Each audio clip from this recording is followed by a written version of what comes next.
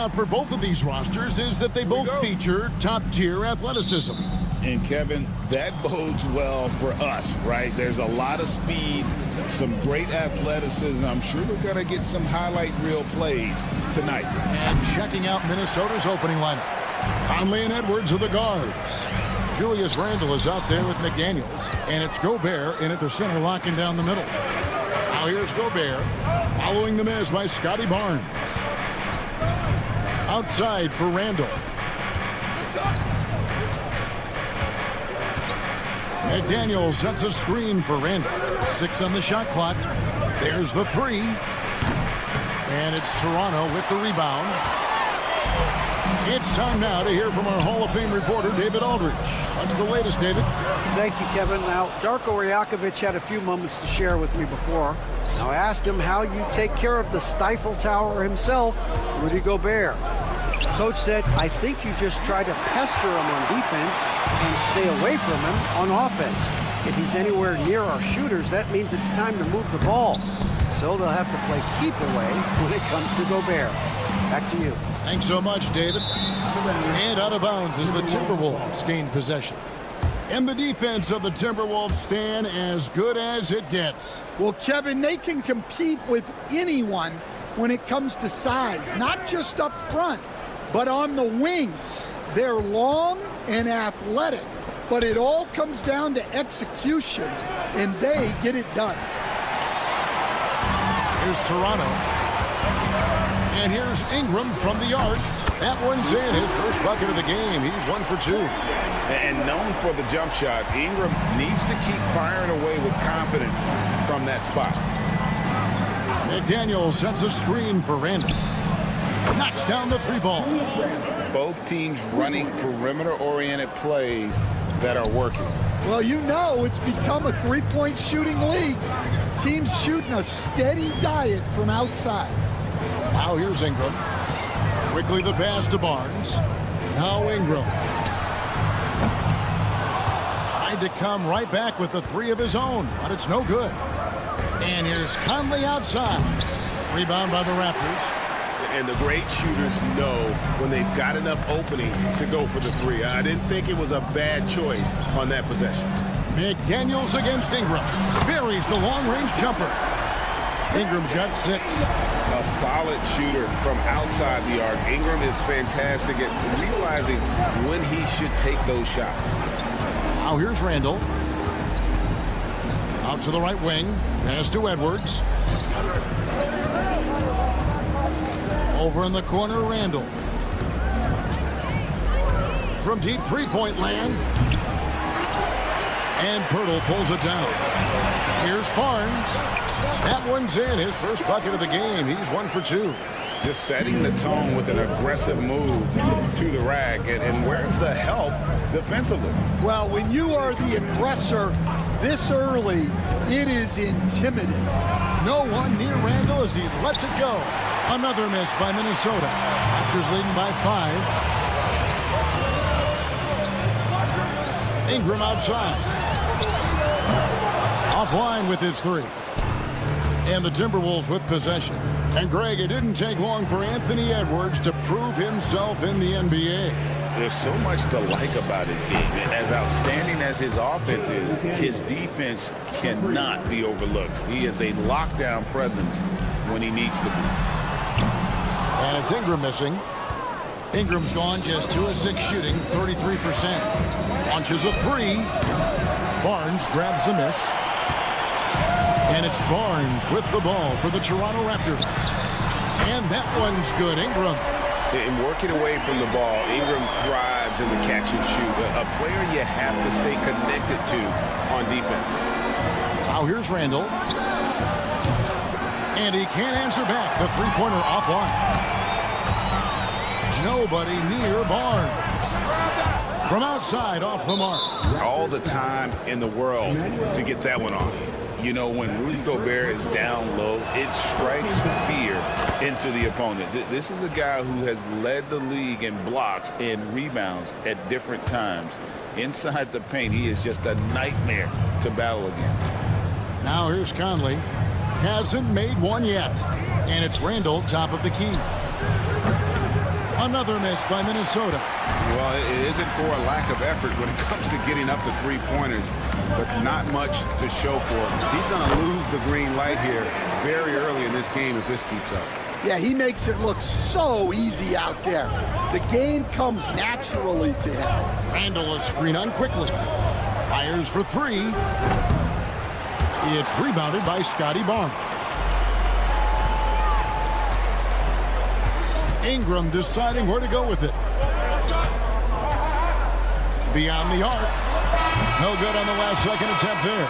And so it's Toronto with a 6-point lead at the end of the quarter.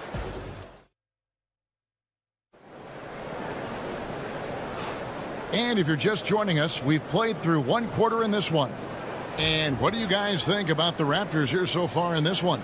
Aggressive at running guys to the backboard. You could tell it was part of their game plan coming in. Yeah, we're not surprised by this. These guys work hard and they are physical. On the court for the Timberwolves as our second quarter is underway. They've got Miller, Dante DiVincenzo. He's out there with Nickeil Alexander-Walker. And it's Joe Ingles, and it's Reed in at the 5 spot. Both teams running perimeter-oriented plays that are working. Well, you know it's become a three-point shooting league. Teams shooting a steady diet from outside. And with an update from the sidelines, let's check in with David Aldridge. Kevin, the Raptors are rebuilding with purpose. Coach Darko Rajakovic said, we're doing a good job at the start of this process, selecting the right people that care and are very committed to each other. That's a good baseline to build on. Kevin, slowly, the pieces are falling into place. David, you're so right. He is great at developing those young players. Now, here is Miller after R.J. Barrett's miss. Ingles can't get it to go. And the defense of this Raptors team, Greg, they are built to switch. And it's no accident with their roster construction. They like having wings that can guard all 5 positions. Makes defending a much easier prospect. Here's DiVincenzo after the Raptors pick up 2. And the foul on Jacoby Walter. That is his first foul of the game. Just about a minute and a half has gone by here in the second. The 3. And it's Toronto with the rebound. Barrett with the ball. It's up a 3. Good on the 3-point shot. Barrett's got the lead up to 11 now for the Raptors. Nice looking shot there from Barrett. You can tell he's confident when he's shooting the ball. Ingles kicks to DiVincenzo.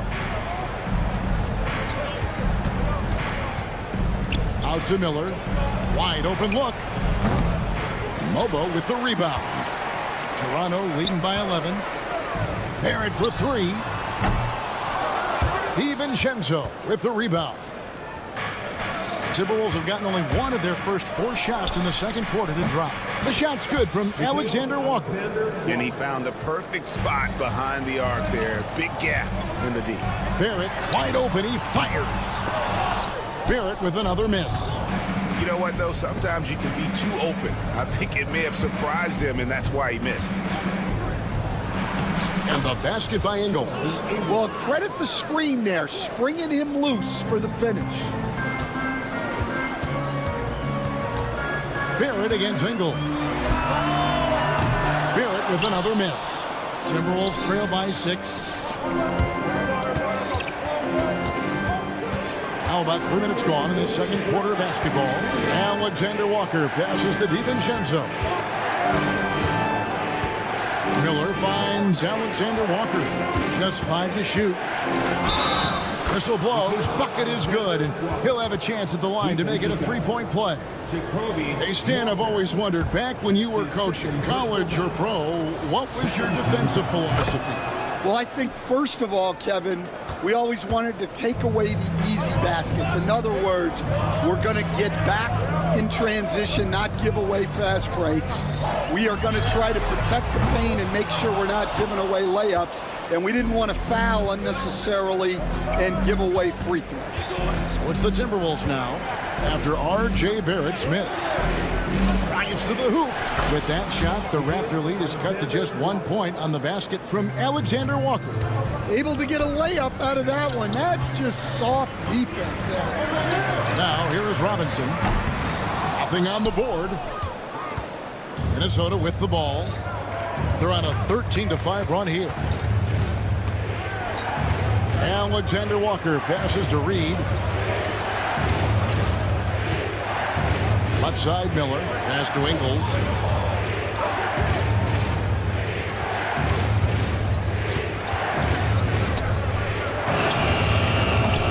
A miss that time. Would have put him up. Toronto's gotten cold from deep in the second quarter. Just 2 of 6 from long range. Well, he wants to shoot his way out of this cold spell, but the struggles continue. Yeah, I get it, but you don't want him forcing things. It's better to get your shots within the flow of the offense. Oh, an aggressive move and fantastic finish. Trying to send a message with that slam, I think. Greg, this is some kind of note. Last year, Minnesota, for just the second time, had ever won a series in the postseason. Yeah, they've been bounced in the first round 10 of 12 appearances. But last year's team was different. Their elite defense fueled the conference finals run.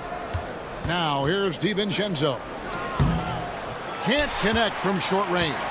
The defense does just enough to alter that shot. And there's the call on Dante DiVincenzo.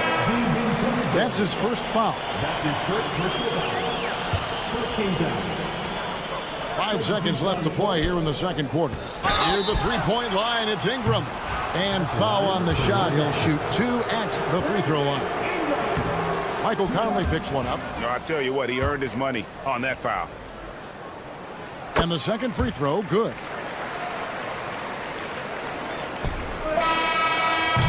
And that'll do it for the first half. A competitive game so far.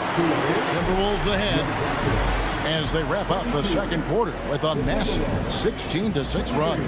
We'll be back shortly, live from Toronto.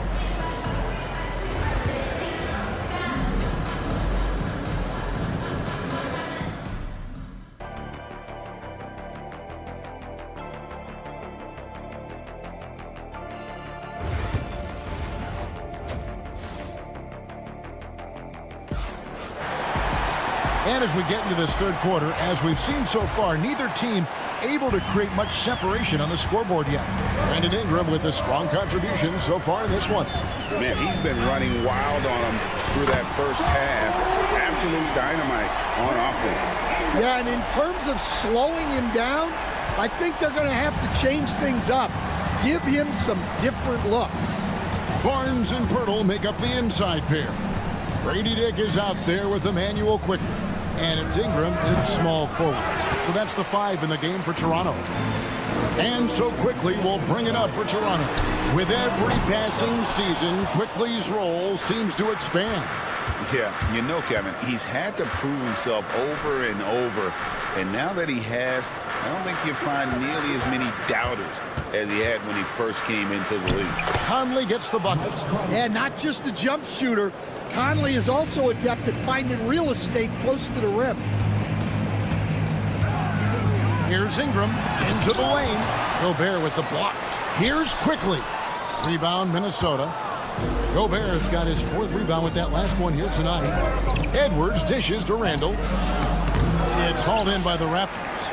That's a surprise. I mean, really out of character for him to miss when the defense is not right up on it.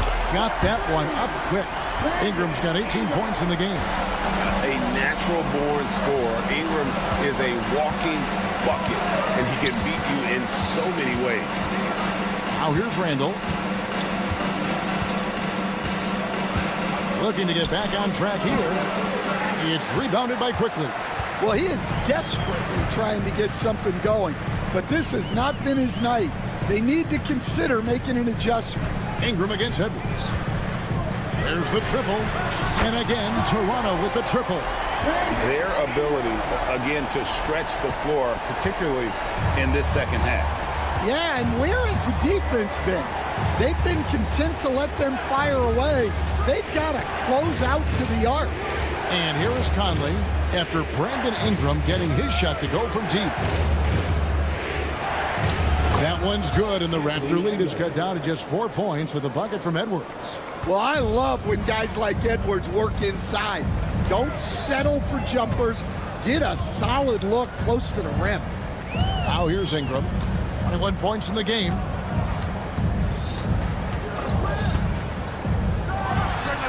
And there are the Raptors with another bucket. Here is Conley.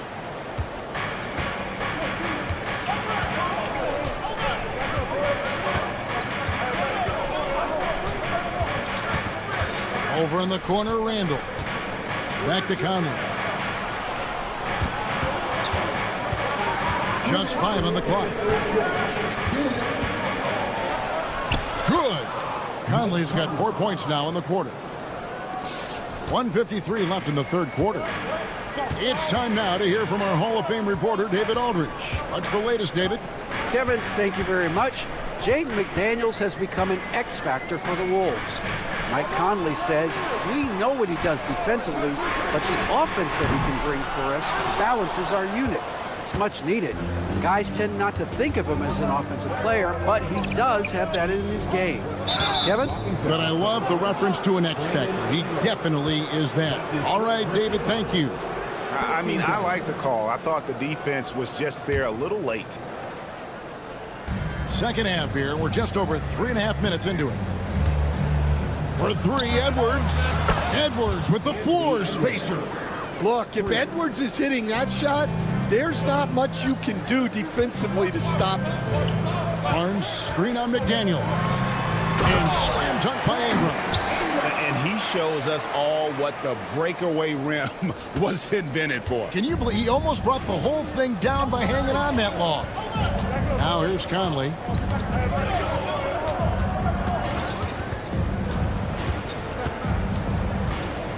Randall outside. McDaniel sets a screen for Randall.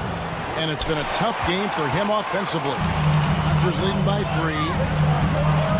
For 3, Ingram sinks the triple. Ingram's got 28 points for the game. Now that's a high percentage look when the D doesn't fight over the screen. Yeah, it's certainly worth it to disrupt the offense. Coaches notice that extra effort. Toronto's gone 4 of 6 from three-point land since the start of the second half. 2 seconds separating the shot clock and game clock. Pass to Dick.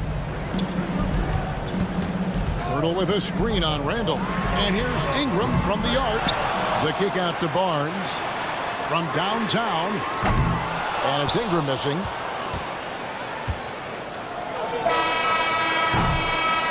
The third quarter comes to a close.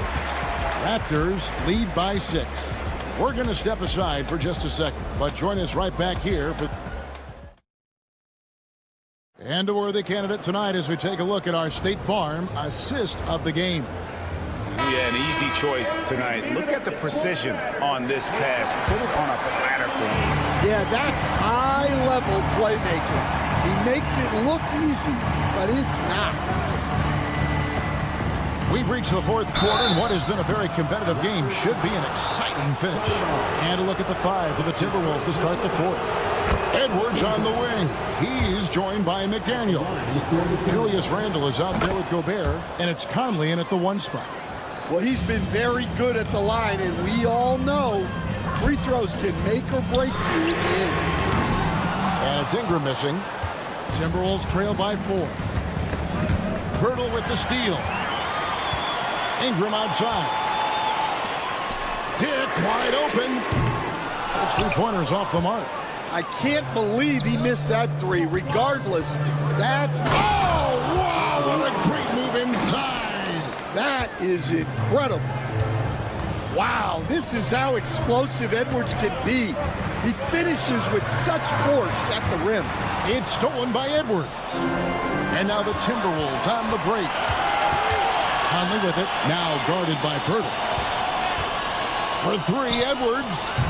It's hauled in by the Raptors. Pirtle's got 9 rebounds in the game, getting it done. And here's Ingram from the arc, drills the three-pointer. Ingram's got 31 points. And those are the types of shots down the stretch that win you ball games. And Grady Dick gets the whistle that time. That's his first foul.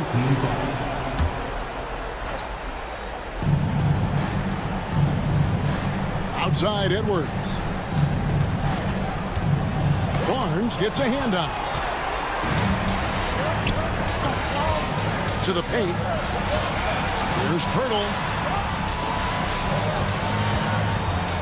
Ingram against McDaniel. Ingram attacking.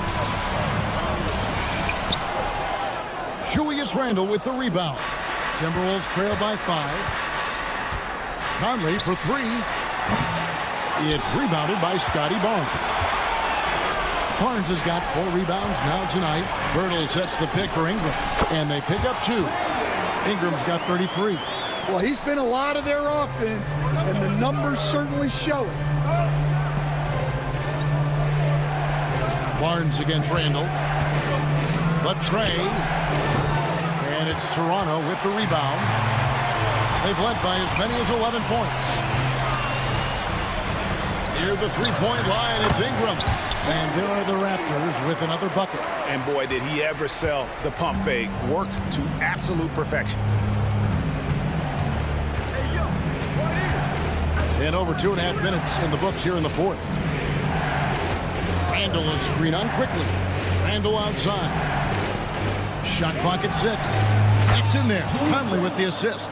A phenomenal floor general.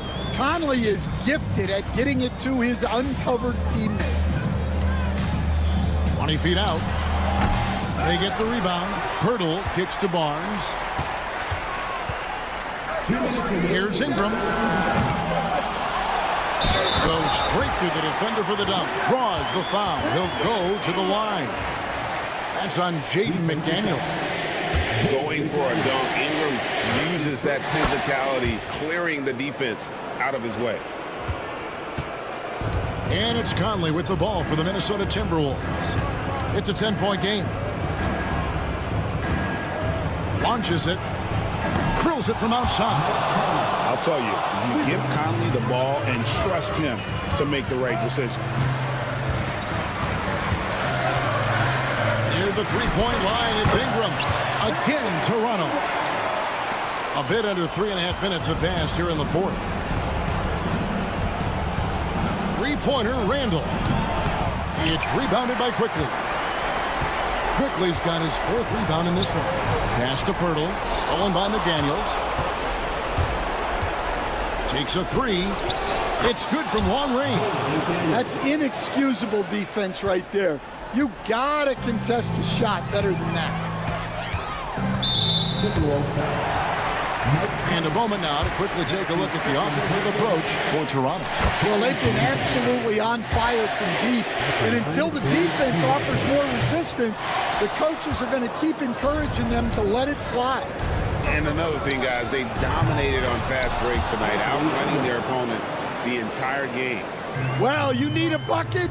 Give it to Edwards. He's got that clutch gene. Ingram passes to Pirtle. Back to Ingram. Shoots over McDaniel. Gobert pulls it in. Well, he's more than comfortable in the mid-range, but you can't make them all. McDaniels with the ball. Now guarded by Pirtle. Randle no good. Well, that's the look he wanted, but the defense doing just enough to impact that shot. Count it. Ingram's got 43 points. Well, they've won the battle of transition buckets, and those easy points have helped them build this lead. Yeah, they did a great job of controlling the pace throughout the game and keeping the defense on their heels. First free throw is good, and that brings them within 5. And Conley drops them both. 23 seconds left here in the fourth quarter. And here's Barnes for 3. And it's McDaniels with the rebound. So it's the Timberwolves now. Here's Randle. The layup off target. For 3, Ingram. The shot will not fall. And so the big win by Toronto in a tight game. It was a fantastic ball game, and they did a great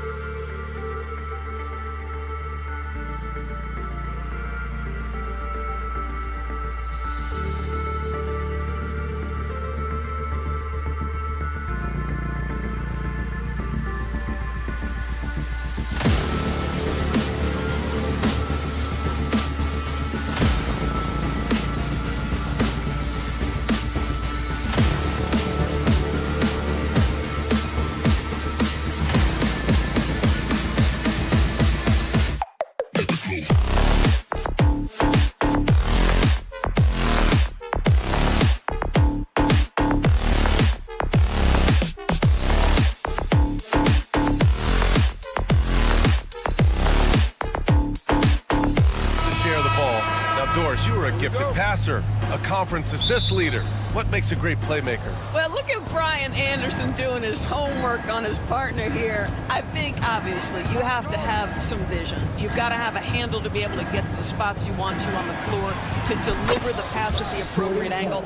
But maybe most importantly, you have to have a desire to make your teammates better. Here are the starters for Utah. Markkanen and Collins, the 3 and 4. Sexton runs point with Clarkson at the 2. And it's Kessler in at the 5, roaming the paint. Now here's Markkanen. Here's Collins. And Collins with the slam. Whoa! Did you see that? John Collins. A little bit of sauce on that slam. Outside Ingram. Pirtle with a screen on Markkanen. And here's Ingram from the arc. Collins with the rebound. A moment to hear from Allie LaForce. I caught up with Coach Darko Rajakovic, and I took the time to ask him about his strategy for Lauri Markkanen, and he said, we know he's going to hit big shots and be physical on the floor, but we're going to make him work for everything tonight. I hope we can test every shot that he takes. Hope and hard work. Can't ask for more than that, guys. Appreciate the report, Allie. You want to run your offense through him, a reliable scoring option. Well, Emmanuel quickly is a combo guard who impacts both sides of the ball, Doris. There's no question about it. He's a floor spacer. He can create for himself or his teammates. And defensively, longer than you think and very mobile. The Raptors have gone 1 for 3 so far. It's good. Quite simply, Brandon Ingram is a point getter, so he will absolutely take those on the break. For 3, Sexton. And he buries his first look. You don't want to let him get into a rhythm from out there. For Toronto, they've gone just 2 for 4 from the floor. And here's Ingram outside. Gets the 3 ball to go. Ingram's got 7. This is just fun. These teams are trading threes back and forth. Well, that three-point shot just gives you so much room to operate on the offensive end. Now here's Sexton. Collins passes to Clarkson. Back to Collins. Clock at 6. The Jazz need to get one up in a hurry. Pulls it from the corner. Rebound Toronto. Pass to Ingram. Over Markkanen. Outside for Ingram. Pirtle with a screen on Markkanen. Right side Ingram. Outside Barnes. They shoot again. Again, the miss by Ingram. Utah has gone 2 for 4 from range to start things off. For 3, Sexton. Pirtle grabs a miss. And just terrible defense. I don't know how he missed that shot. And here's Ingram from the arc. Again, the miss by Ingram. He is just not taking smart shots out there, a pattern he has fallen into tonight. Offensive board. And Collins with the slam.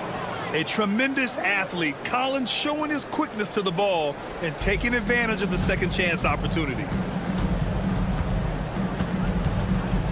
Sexton against quickly. And here's Ingram from the arc. Ingram can't get that one to fall. The green light they gave him early should probably turn red. He needs to get others involved. Here's Collins with the drive. Oh, he cranks it down right on top of Jakob Pirtle. An explosive leaper who plays with good energy. Collins can make some real athletic finishes. Wow, you don't see him left alone very often, and of course, he makes good use of it. Now here's Markkanen. He's scoreless. Connects from downtown. Boy, major defensive lapse on that trip, leaving him all alone in three-point territory, and he drills it. Quickly against Sexton. Kicks it out to Barnes. Outside Dick. Pass to Quickly. Now here's Ingram. Over Markkanen. Ingram can't get that one to fall. Most nights this shot would have been his, but the defender gave him just enough trouble. Shot and game clock separated by 5. Stolen by Quickly. Count that bucket. Ingram's got 12. And you can tell they're in sync right now, expertly turning the steal into fast break points. Now here's Clarkson.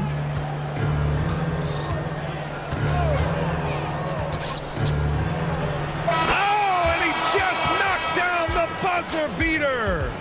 Makes his select. John Collins has been leading the charge for Utah, hunting for opportunities, leading to 9 points in the quarter.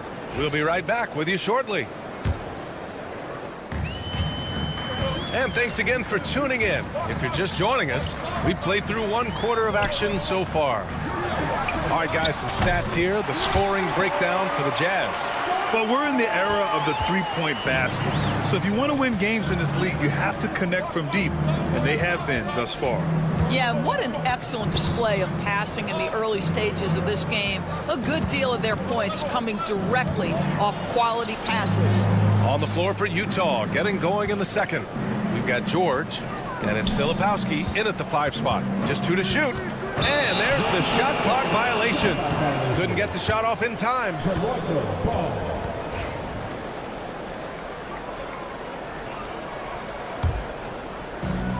Toronto has gotten 3 of their 7 threes to find the net in this matchup. Doris, I'm going to give you 3 names here.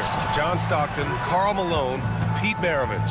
Which one is the greatest player to ever wear a Jazz uniform, you think? I'm not going greatest player, B.A. I'm going greatest tandem in the history of the Utah Jazz.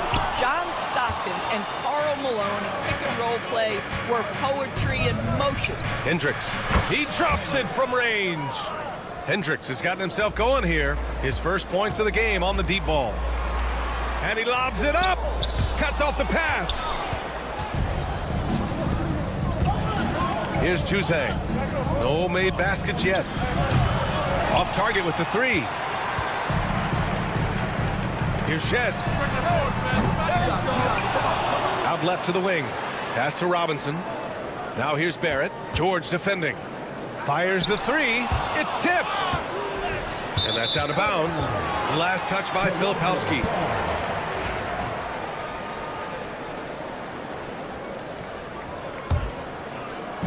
And we're a little over 1.5 minutes into the second quarter. Fires in the triple. Well, Barrett has got to become more consistent, but if he adds consistent three-point shooting, turn the lights out. Pass to Hendricks. They set the pick. This one for 3. Buries it from 3. Hendricks has got 6 in the quarter. Both teams are starting to find a rhythm here. And this is partly what the game has become, right? A matter of dueling three-point opportunities. It's Barrett on the wing. To the right side. 5 to shoot. Here's Mobo. 3-pointer, no good. Jazz leading by 5. George passes to Filipowski. Drives to the hoop. Here's Juzang from behind the arc. Another 3 for Utah. And so many screens today ride that line of moving or not. Doris, you think players get away with too much movement on picks? I think, Brian, it definitely feels like there's a lot more gray area. You have these things now called drag screens. A lot of screens today feel like maybe 30 years ago they would have been a foul. So, hey, I always say, B.A., officiating in this league with the speed and the skill is really, really difficult. A chance here to catch up with Allie from the sideline. Hey, Brian, the Jazz are making progress. Coach Will Hardy said this team has shown grit and character and has developed a lot of confidence. When we're going through game preparations, the players walk away knowing if they do certain things, they can win. That's a big step in the right direction. A bright future, Allie. Thank you. Walter can't get it to go. The Jazz have gone 4 for 6 here in the second. George passes to Filipowski. The 3, and it falls for him. He's hit 3 of his first 4 attempts. The three-point shot has been his weapon of choice this quarter. The 3, Barrett. The rebound by the Jazz. Filipowski's got 7 rebounds in the game. Here's Sensabaugh into the lane. The fader. Toronto grabs the miss.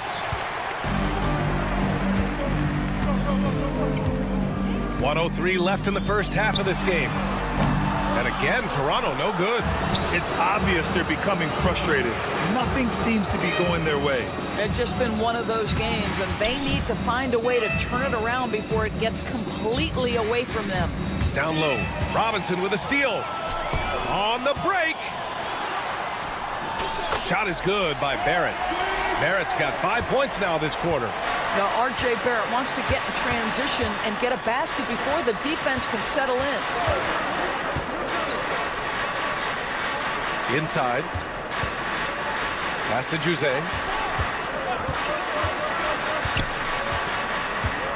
There's the drive.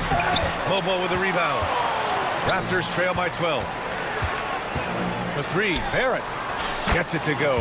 Three makes 9 attempts. You can tell some players like that rhythm dribble. R.J. Barrett using the pull-up jumper. Go ahead, R.J. Here's Filipowski. Shoots over Robinson. A nice shot by Filipowski. And the Jazz lead by 11. You know, he had room to operate, but added a little fade on that shot just for good measure. And so it's Utah.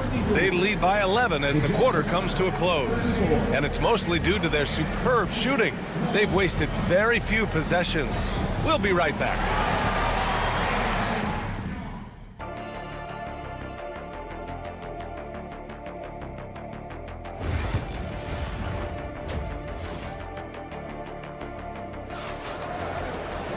And with the second half upon us, we'll find out if this game becomes the rout that it's threatening to be. Boy, without question, Brandon Ingram displaying his skills today. Through the first 2 quarters, he's been on fire. Explosive offensive performance. Boy, he has been shouldering the load. Aggressive, skilled, talented, and thus far unstoppable. Barnes and Pirtle down low at the 4 and 5. Dick is out there with Emmanuel quickly. And it's Ingram in at the 3, small forward. That's the group starting the second half for Darko Rajakovic. Quickly, left side. Outside Ingram. Over Markkanen. Utah grabs the miss. They've led by as many as 14. After a trade to New Orleans back in 2019, Brandon Ingram has become a primary scorer, Grant. Yeah, he scored well over 20 points per game since leaving the Lakers. B.I. has the rare blend of length and shooting, and beyond scoring, Ingram's assist numbers are very impressive too. Despite the miss, those are the kind of looks coaches hope to create. To the middle. And then it's Collins with the dunk. Yeah, just a nice show of force by Collins, taking it all the way to the rim and flushing it home. Picked by Pirtle. Good chance here for Ingram. Boy, clanks that one off the back iron and it falls. Ingram's got 17. Gotta fight harder to get over those screens. You know, we see this all the time. You're basically, as a defender, hoping the man misses rather than putting in the work to get over screens. Here comes Toronto on the push. And the dunk by Pirtle. Boy, the timing has to be perfect both ways. The passer and the finisher, and Pirtle's power on display. The 3, Collins. And there's the call on Scotty Barnes. That's his first foul of the game. First team foul. It's stolen by Pirtle.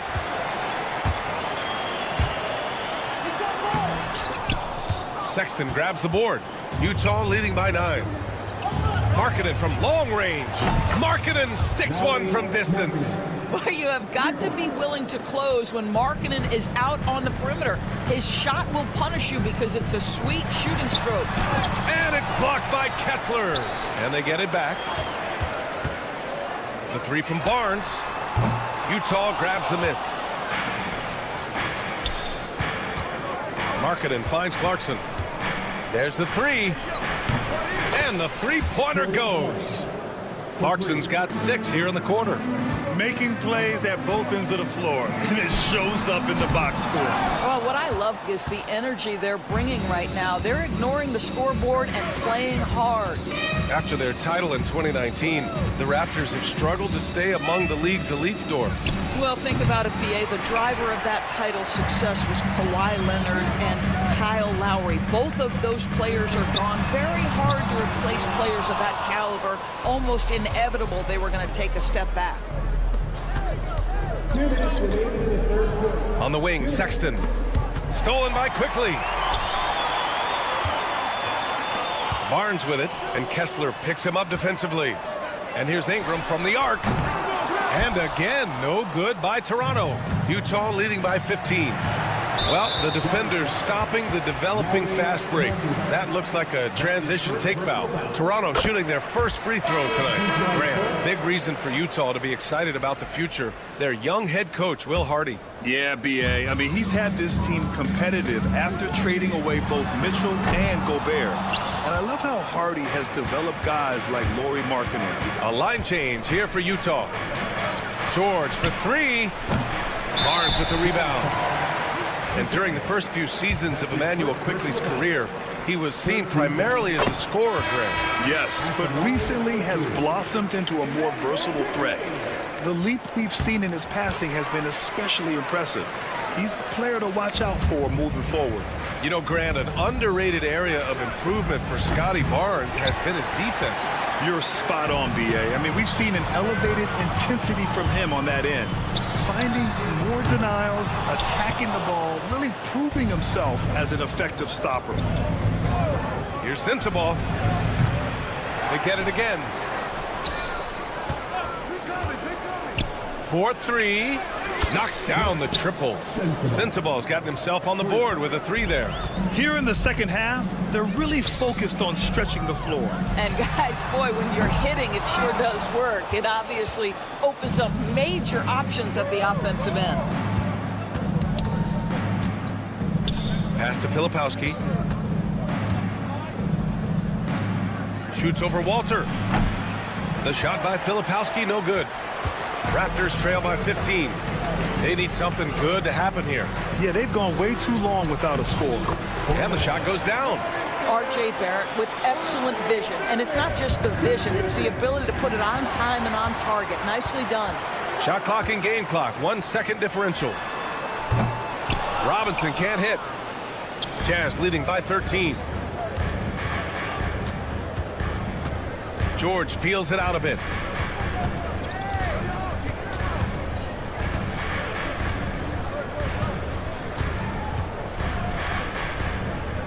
Gets it off. And that's not going to go. Misses at the buzzer. And as we end the third quarter, a double. All right, let's take a look at our assist of the game presented by State Farm.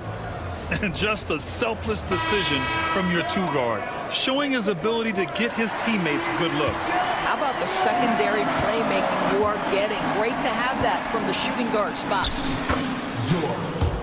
Well, there may not be a lot of drama down the stretch as we head into the fourth quarter, but stranger things have happened. So the Jazz 5 right now. We've got Filipowski, and it's Juzang in at the two-guard spot. Robinson finds some space and counted from 19 feet away. On offense, here's Utah. George for three. Rebound Toronto. To the paint. Here's Mobo. Rebounded by Juzang. Jazz leading by 13. It's George on the wing. Robinson defending. To the wing, right side. Here's Sensabaugh. Yes, and it's George picking up the assist. You have to show more effort defensively. Everyone knows he can do that from deep. Well, to me, that's just inexcusable. You start to wonder how much they really want this basketball game. Pass to Filipowski. George outside. Here's Hendricks. Another three for Utah. A growing aspect of George's game. He's working to become a strong facilitator. Here's Barrett. The rebound by Filipowski. Filipowski's got rebound number 12 here already in the game. Sensabaugh. And it's out of bounds. Still Utah's ball. A line change here for Toronto. Substitution on the court. And we've made our way through just over a minute and a half of this fourth quarter. Drains the triple. And for so many teams in the NBA, establishing the three-point shot is goal number one on offense. He's definitely doing his part tonight. No doubt it's a growing trend, Greg, and he is highly accurate tonight. And there's the rejection. And this is crucial for Markkanen's overall development, that he ups his defense and looks to block some shots. They get it back. Jacks up a three. Takes the three. Out of bounds. The Raptors will take it.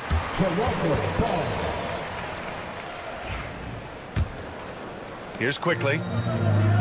Just under 2.5 minutes gone by now in the final quarter. Barnes, it's good. How about the jump shot by Scotty Barnes? Woo-hoo-hoo, look out, folks. Pass to Markkanen. Three-pointer. Gets the three to fall. Coming down the stretch, they've leaned on the perimeter game. Boy, the three-point arc has been a major factor in what they've done here tonight. You love the aggressiveness. I think he's gone completely dry. Nothing is hitting. And this is where you hope that he can find something easy so he can see the ball go through the net. Toronto's gone 1 for 3 in the fourth quarter from range. The three from quickly. Nails it from beyond the arc. His three-point shot looks so pure. The defense allowing him to get comfortable out there. Here's Markkanen. It's rebounded by Dick. Dick's got 4 rebounds now. Here's Ingram. Shot from the low post is good. Ingram's got 20. Have to love the ball distribution. Keep everyone involved. Launches it. Another miss by Markkanen. Raptors trail by 17. Fires the three. The rebound by the Jazz. Collins has got 6 rebounds here tonight. And this one hasn't been in doubt for a bit now. They came out on a mission, and you can bag up this win for the Jazz. They were the more accurate club, and in the end, that made the difference, Grant. Yeah, B.A., you have to love their strategy. And even more, you love the execution. Man, you have to recognize what a night it was for Kyle Filipowski. Boy, this guy played with some swagger and intensity on the boards tonight, dominating the physical aspect of the game. It's Markkanen on the wing. Guarded by Dick. Markkanen misses. Here's Toronto with the ball. It's been 8 unanswered for them. Barnes, no good. Collins against Barnes. On the wing, Sexton.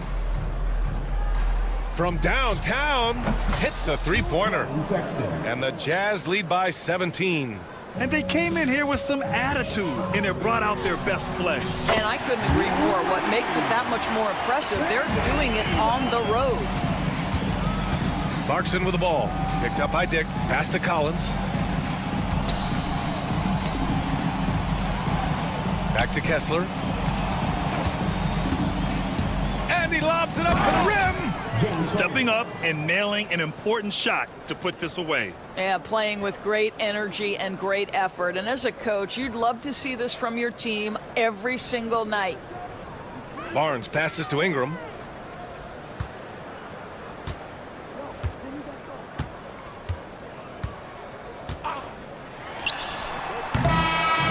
So we see the Jazz taking the W here. Thanks, Alec. Great interview once again. And that'll do it, folks.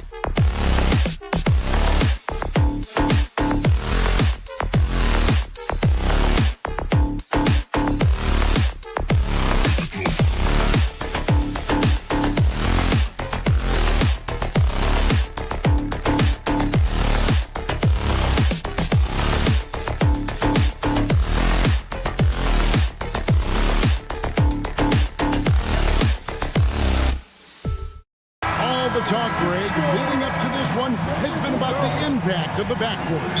And that's where it all starts. When you have a confident and competent backcourt, it just opens up a lot of things for you offensively. And checking out Utah's opening lineup. In it forward, it's going to be Markkanen and Collins. The guard pair, it's George and Sexton. And it's Kessler in at the pivot spot, manning the middle. Here's Gobert, right wing. Shoots from the corner. Randall with the bucket. Randall's got the game going here with the first basket for the Timberwolves. And the intelligence of Randall evident on that play. Fantastic at picking the right shots to take in this offense. Now, here's Sexton. It's stolen by Gobert. McDaniels gets a wide-open look. Bangs home the trifecta. If you want the title of 3-and-D player, you've got to make three. McDaniels has really worked on that shot. Well, Greg, over the last few seasons, one area of consistency for the Jazz has been their rebounding. Yeah, and they have some size, and they make controlling the boards a focal point. When you're playing Utah, you better be ready to put a body on somebody. Edwards, no good. Not quite enough defense. That time around, just lucky he was off. And here's Conley outside. Kessler with the rebound. Utah's gone 1 of 2 from long range in the first quarter. Markkanen can't get it to go. Oh, you've got to be able to deliver when you get a bunny like that. That's just too easy of a shot to miss. Jazz have gone 1 of 3 from the field to start this one so far. There's the drive. Stolen by McDaniels. Randall with the ball. Guarded now by Sexton. Edwards. And there's the call by the official. They'll count the basket here following the goaltending call. Just barely too late and catches it on the way down. He's already in the air there, committed, so can't fault him for going for the block. Here's what Utah's going with right now. Hendricks is checked in, and it's Jordan Clarkson in for George. Fighting his way inside, Clarkson shows good body control. No one near Randall as he lets it go. Good on the triple. Randall's got 5. Boy, he is looking confident. Love how they're using him so far. And you know what? They're going to keep using him. I mean, he'll be the centerpiece of their offense today. You can bank on that. Kept alive. Here's Hendricks. Lays it up and banks it in. And once he got to the 10, I think he was surprised to find himself that wide open. Well, this early, they should be showing a lot more energy on defense. It's not there. Conley the pass to Gobert. And it's Utah with the rebound. The defense there got away with a major lapse. Here's Sexton. Takes it out to Markkanen. Second shot opportunity. And the layup is up and in. And Markkanen is a low down inside close to the bucket. When he's got nice positioning, he's really comfortable inside. Great Colin Sexton, still so young. He entered the league when he was just 19. Yeah, drafted back in 2018. Sexton has a few years left in his 20s, so you expect him to continue to expand his game and improve on both ends. You know, Greg, when you look at the Timberwolves' history, the first round had been a problem for them. But not last year, as they swept the Phoenix Suns. And you got to look at it as being a tremendous success, right? Because going into the season, I don't know that anyone thought they would have made it to the conference finals. But, boy, that young group gelled well together, and the sky's the limit for the future. How about the head of steam he's able to generate right there and just gets to the rack really easy. You really don't want to allow him to get too comfortable, but even with stifling defense, he's going to still find a way to get it in the basket. Now here's Edwards. The 3. Markkanen pulls it in. And now we've got some time to check in from the sideline. You got for us, DA? Thank you, Kevin. Rudy Gobert continues to embrace the challenge of elite rim protection. He said competition is what it's about. Sometimes I'm going to get dunked out, and sometimes I'll get the block. But I'm not going to stop coming and doing what I do. I'll be there every time. Kevin? David, just like you. Thanks so much. Here's Conley, following the bucket by the Jazz. Looking to end the run. Shot by McDaniels, no good. And now Utah, fast break. Sexton slams it in. Oh, that is just unreal. Is this the dunk contest, or are we actually playing a real game? No, this one counts, Greg. Believe me. My With confidence to attempt that alley-oop to himself. Well, he couldn't help himself. Couldn't resist. That really was a spectacular play. The Timberwolves have gone 2 for 2 in the game at the line. They throw good, Edwards. How about the work ethic of Anthony Edwards? Not to mention that linebacker build and the sweet shooting stroke. But what he wants most is to see his team succeed. That's what you love about AE. Shot and game clock separated by 5. Clarkson for 3. Can't get it to fall, and he's missed the second after making his first. Here's Randall in the hoop for his third make from the field. He's 3 for 4 thus far in the contest. In transition, Randall extremely mobile for a power forward. And looks like the illegal kick was set. Yep, that's right. That'll get their attention. And guys, point of emphasis for the league is to really crack down on illegal screens. Yeah, you know, he might have gotten away with that a few years ago, but not anymore. No way. Now you've got to be stationary on those screens. No extra hips or elbows, or they'll call it. And so, lots of scoring in that competitive first quarter. Jazz lead by...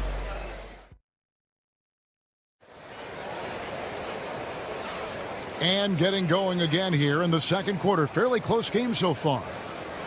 And a chance to catch up on some numbers here. The scoring breakdown for the Jazz. And they've made a point of pounding the offensive boards, turning those rebounds into points. It's been a great effort.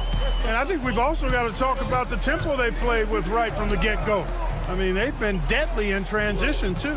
They've got Reed. Joe Ingles is out there with Miller. Then it's Nickeil Alexander-Walker. And it's DiVincenzo in at the point. That's the 5 to begin the second quarter for the Timberwolves. And there's the foul. It'll go on Joe Ingles. That's his first foul.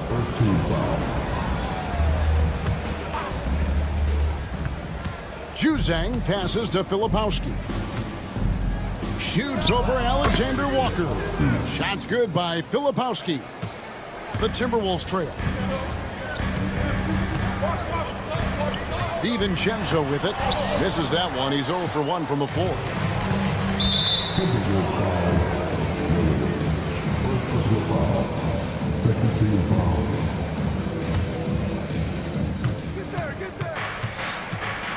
DiVincenzo against George. And we're starting the second quarter, about a minute gone. Active hands prevented an easy bucket that time. And Miller throws it down hard. All starting from a turnover. DiVincenzo shows great anticipation skill to make a play on the ball and get them in transition. Here's Juzang. Trains it from beyond the arc. Juzang's got his first 3 points of the game. Greg, you look at the great coaches. What are 1 or 2 of the most important qualities for success that you see? Well, for me, Kevin, I think you got to be able to adapt tactically. I mean, that's huge, and especially in the playoffs. But most important, can you motivate and unify a locker room? That leadership quality is what really puts a coach over the top. And finished off by Collins. Oh, nice to see a power forward like Collins throw it down. We know he can hit a 3, but go with the easy hoop. Pass to Miller. Now, here's Ingles. This one for 3. Bangs home the trifecta. And I don't care how far from the bucket he is. You've got to have a man on him. He's just too good from deep. And there's the call. It's going to be an illegal screen.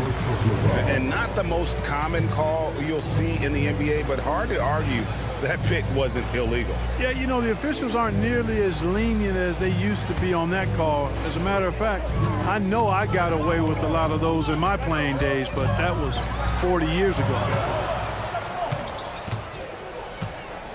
Here's Alexander Walker, defended by George. Now, Alexander Walker, down to 5 on the shot clock. And the wide open shot from DiVincenzo. No luck that time on the shot that would have put them on top. There's always a surprise, isn't there, Clark, in the offseason? Let's go back to 2022. That offseason, the Timberwolves going all in on Rudy Gobert. Basically, Kevin, they traded 5 firsts plus a bunch of good players for Gobert. It was derided at the time, and I can understand why, but Rudy's defense has taken them to another level, and he's actually been a little better offensively than people thought he would be. Back to Collins. The Jazz working the ball around now. George sets a screen for Collins. Pass to George. The Jazz need to get off a shot here. And there it is for him. And it's a 7-point Utah lead. And you love how instant Collins' shot can be. Gets a pass and wastes no time in releasing it. The three from George. Ball's knocked loose. Collins passes to Juzak. Here's Filipowski. Guarded by Reed. Clock at 4. Pass to Juzang. The fadeaway. Miller grabs the miss. Unnecessary to go to the fadeaway there. It wasn't needed. Could have just kept it simple and taken the easy shot. Shot's good by Alexander Walker. Good find that time by DiVincenzo. An unselfish player always looking to make the extra pass. And then Collins slams it in. One of the most explosive young bigs we have. Collins quick off the floor and gets creative at the rim. Miller inside, defended by George. And again, Minnesota will turn it over. Utah leading by 7. Left side, Collins. Here's Filipowski.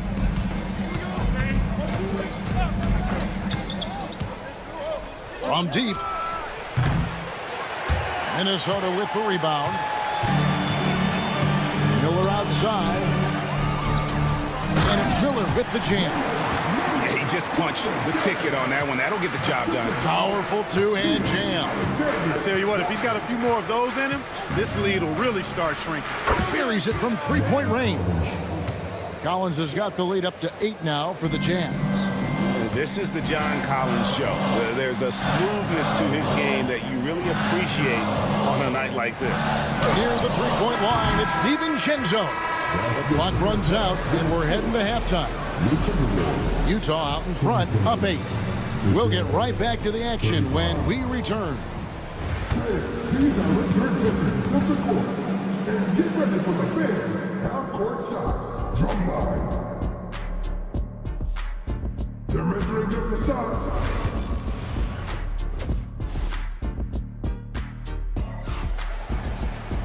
And happy you could join us. We've got 2 quarters left to go in regulation. John Collins has been sensational. And how about the amount he's contributing in the scoring column through 2 quarters? He has been terrific. And you know what? They've come at him a few different ways defensively, and nothing has slowed him down. Taking a look at the Jazz. The guard and off guard are Clarkson and Sexton. Then it's Lauri Markkanen. Then there's Walker Kessler. And it's Hendricks in at the 4-man position. Here's Markkanen. Got a piece of it. Clock at 6. Out of bounds. Minnesota takes possession. And let's head over to the sideline and catch up with David Aldridge. Kevin, thank you very much. The Timberwolves have become a rough and rugged team. Swingman Jaden McDaniels said, "We don't let nobody push us around. We're always being physical defensively. I feel like we're a tough team, super tough." And Kevin, they certainly have the size to hold their own. Always being physical. But David, that's their identity. And we thank you for the report. McDaniels kicks to Randall. The Timberwolves need to get a shot off here. Releases. The rebound by the Jazz. Kessler's got his 6th rebound on the night. You know, Greg, thinking back to the glory days in Utah, they went to back-to-back finals in 97 and 98. Unfortunately, though, Kevin, that Stockton-Malone era, they just couldn't overcome the dynastic Bulls. The Jazz still searching for that first NBA title. Right side, Edwards. It's deflected. Clarkson against Conley. Pass to Sexton. And here's Clarkson. Here's Hendricks for three. And Utah another three. Not just a scorer. Clarkson is very willing to dish it when a teammate's open. Conley against Clarkson. Out to Conley. Gobert with a screen on Clarkson. Here's Conley. And so it looks like the Timberwolves will retain possession here.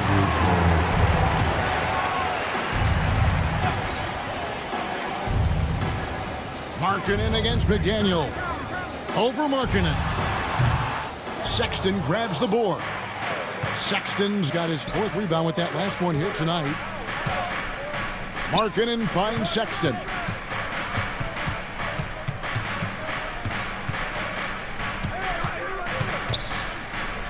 Back to Markkanen. Outside for Sexton. Clock is at 3.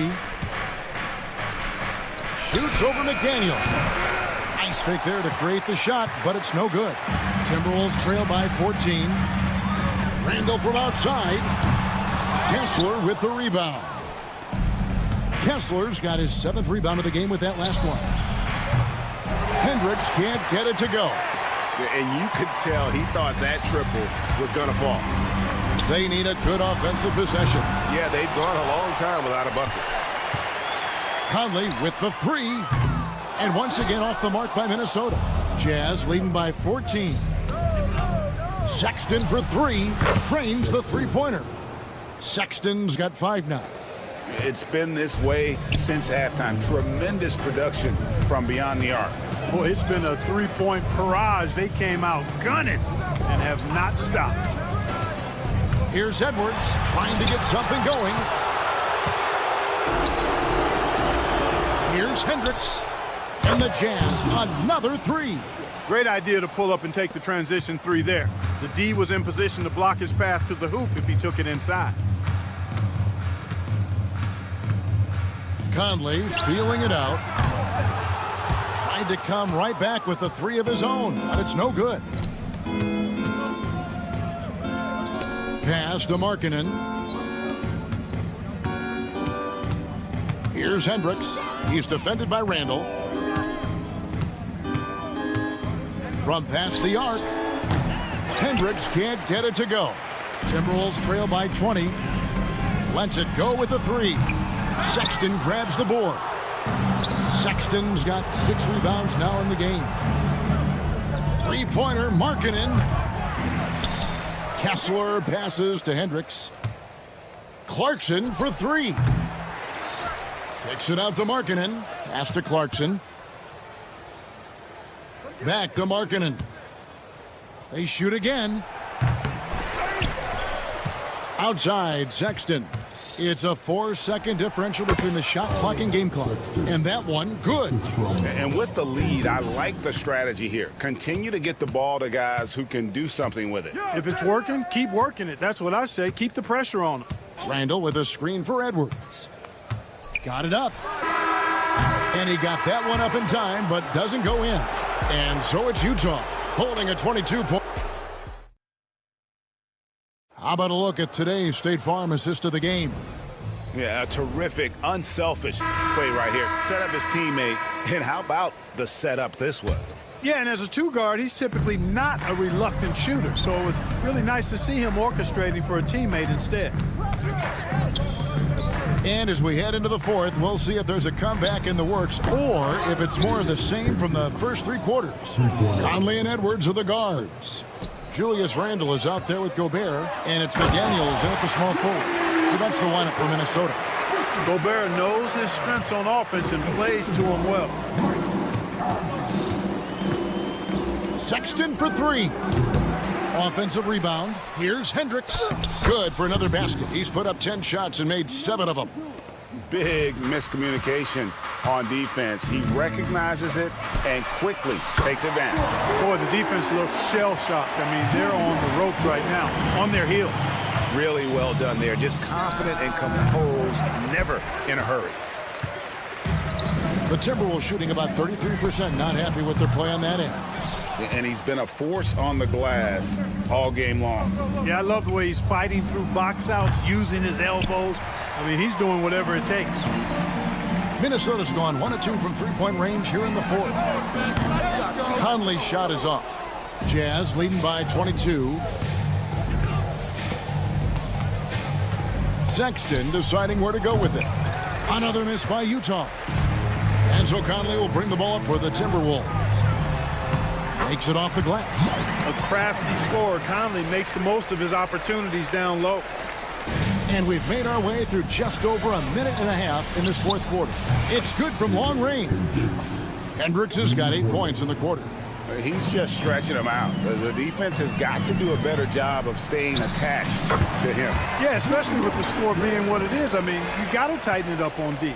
Yeah, he's been hooping, but the rest of the team, not so much. Here's Hendricks. He's defended by Randall. Hendricks can't get it to go. Timberwolves trail by 21. Open shot Randall. Markkanen pulls it in. You can't look at the result of that shot. They'll take that whenever they get it. Well, you know, I hear you. That's a good look, but when you're that wide open, I think you got to knock it down. Good on the three-point shot.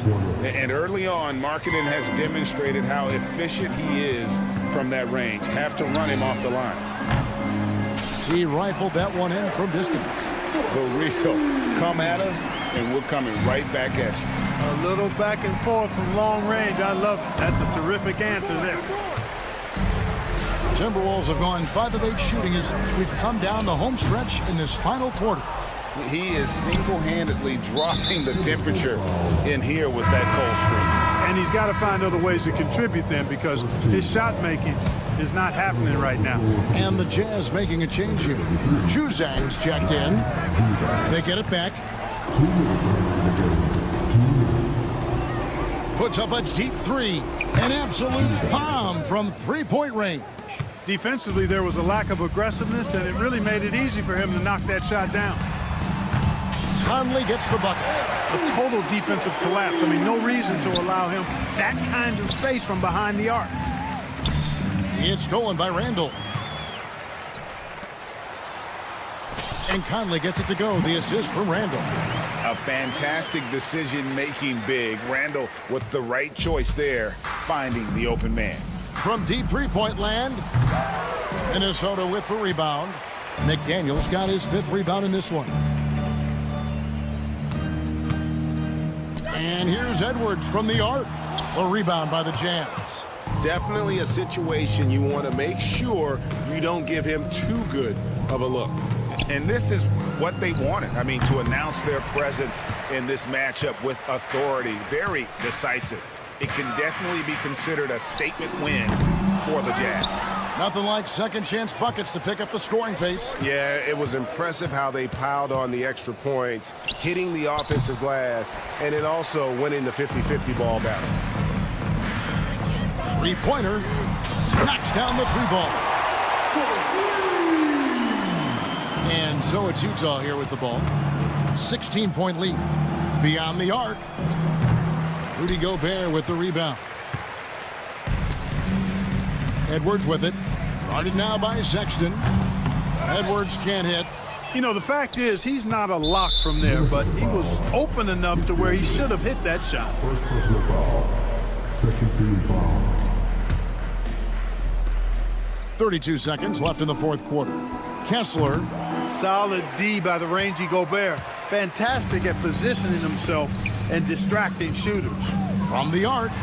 And Anthony Edwards hits from deep.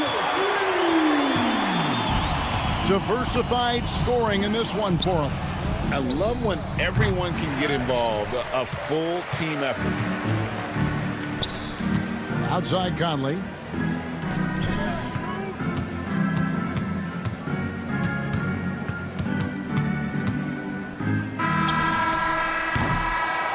And so it's Utah easily grabbing the win. A solid win on the road for them this.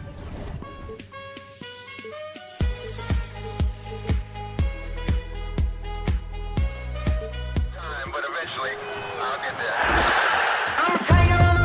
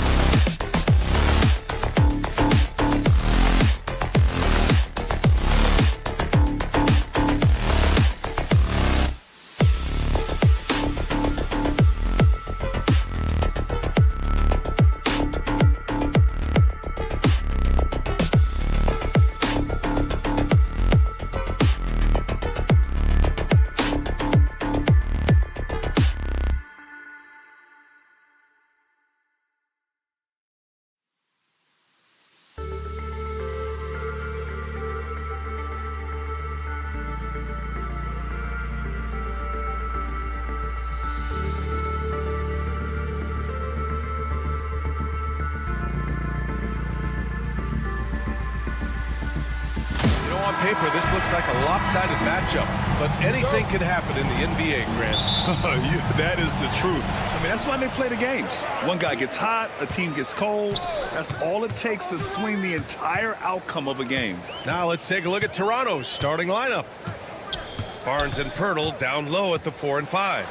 Emmanuel quickly is out there with Grady Dick, and it's Ingram in at small forward. Now that's how you capitalize on a screen. Yeah, good positioning, too. Gave him a clear path to the hoop.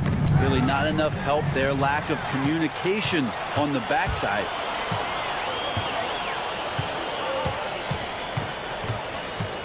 Gobert up top.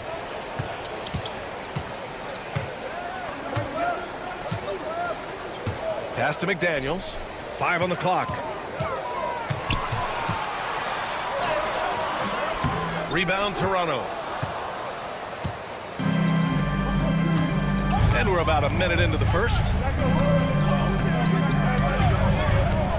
McDaniels against Ingram. And the whistle blows. It's going to be on Anthony Edwards. That's his first foul. First team foul. And so here is Toronto. Right side Ingram. Outside Dick. Pass to Ingram. 6 to shoot. Oh, and he got fouled on his way up. He'll head to the line to shoot 2. It's on Anthony Edwards. Well, when Ingram is this aggressive offensively, the refs notice it too. And Brandon Ingram was the key piece of the Anthony Davis trade. That move changed his career, Brent. No doubt about it. B.I. won the most improved player of the year in his first season away from the Lakers. So sometimes that change of scenery can open up opportunity and get you a chance to show your excellence. Now here's Randall.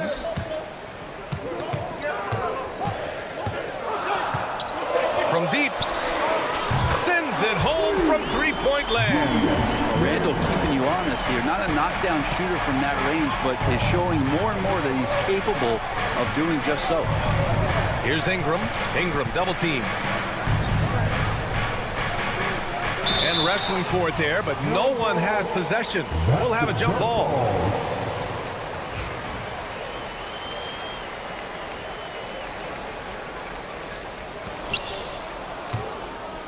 And the whistle blows. It's going to be on Anthony Edwards. That's his third foul so far. Yeah, they've been pretty careless so far, racking up a number of fouls in very little time. Now here's Ingram. It's Barnes on the wing. Pass to Ingram.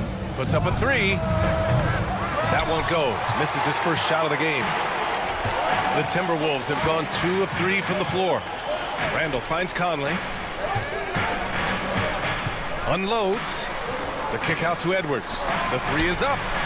Yes, great play by Conley to set it up. Shooting the 3 with confidence.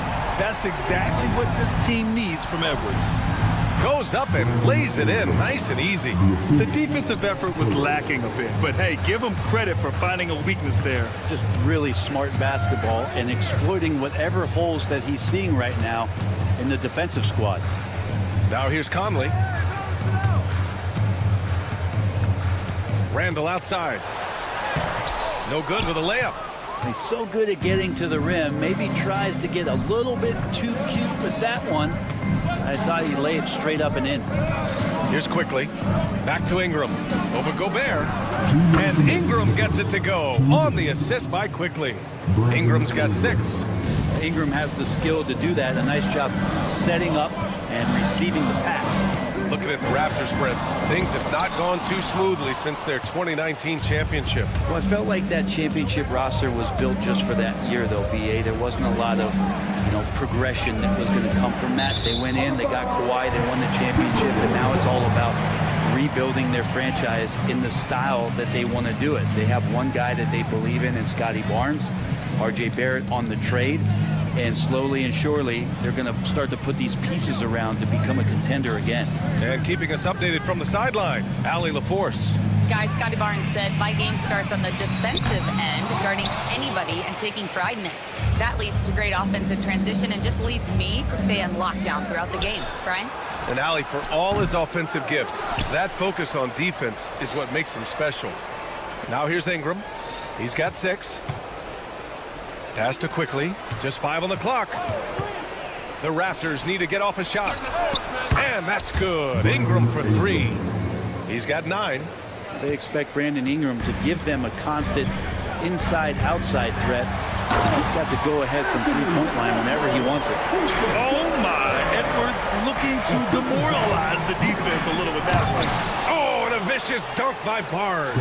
Gotta love the effort there. An undersized 4 who can really make things happen with that leaping ability. Now here's McDaniels. Gobert with a screen on Ingram. Here's McDaniels. And that one's good. That makes him 2 for 3. And they may have talked about shot selection coming into this. Dick, the pass to Ingram. 26 seconds left in the opening quarter. Let's go with a 3. Rebound Minnesota. Conley with the ball. Still without a bucket. Ooh, poked away. And a fast break now for the Raptors. Here's Dick. Count it. And the lead just keeps changing hands. 5 times already, and we still haven't gotten out of the first half. Edwards for 3. Oh, no good on the last second attempt there. A big-time effort for Brandon Ingram, providing a lot of energy for the Toronto Raptors. Hunting for opportunity.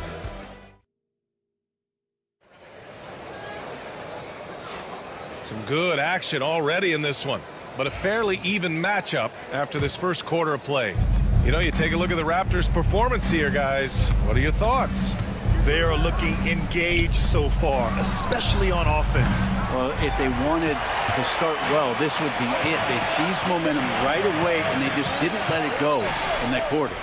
So on the floor for Toronto to kick off the second quarter, we've got R.J. Barrett, and it's Robinson in at the center, filling out the middle.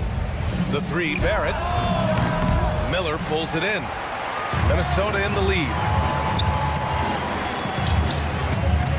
Now Ingles. Miller outside. Outside, DiVincenzo. Just 5 to shoot. The Timberwolves need to get off a shot here. Reed can't hit. And he almost made them regret defending him so loosely. Pass to Walter. And he lobs it up top. Bobo gets the bucket. Woo, just selling the defense on the pump fake. Minnesota's gone 3 of 6 from deep so far. Outside, DiVincenzo. From the arc. Rebound Toronto. And Grant, the success of teams like the Timberwolves showing that size still matters. Yeah, in this pace and space era, that may have come into question just a bit, but size and skill combined has always been your best bet at winning. Robinson gets his second attempt to go. Now he's 1 for 2. They keep capturing the lead, then giving it back. We'll see if they can hold on to it this time. Well, you can tell they really want to increase this lead. They can't keep letting them take it from them. Offensive rebound. Reed passes to Alexander Walker. Beyond the arc. Can't get it to go. Making him 0 for 2. The Raptors have gone 2 of 4 here in the second quarter. Here's Barrett. And he makes no mistake. Slam dunk. And how about RJ getting a little bit fancy with that one as he flushes it home. Raptors foul. Walker. First personal foul. First team foul.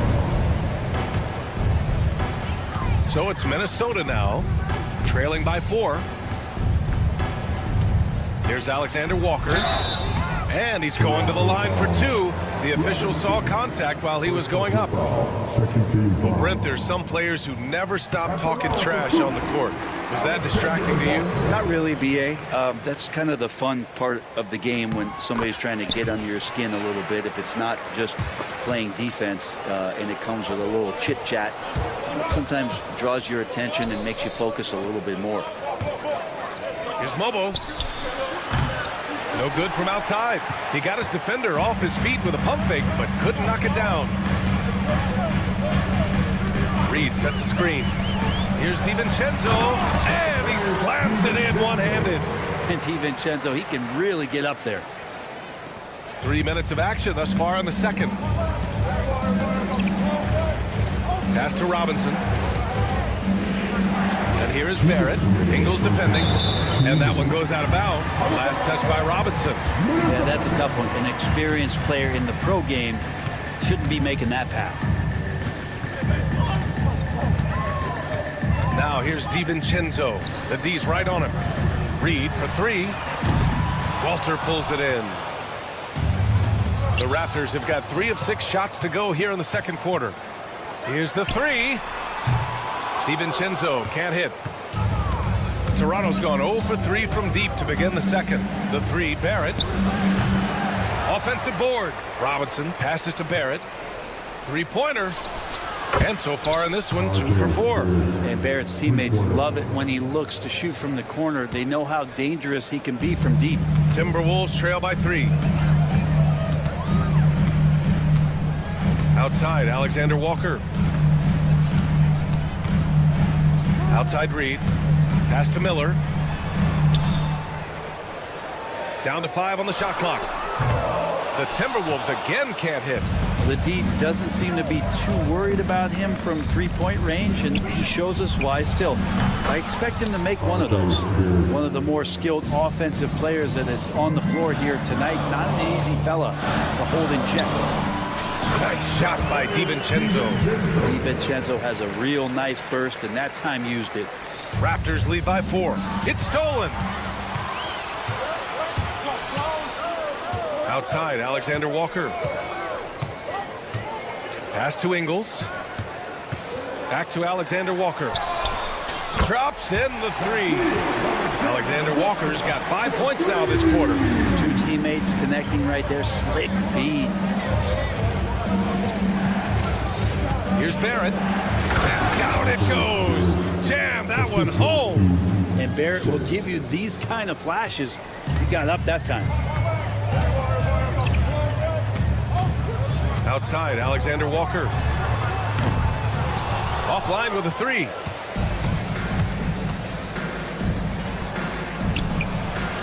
It's intercepted.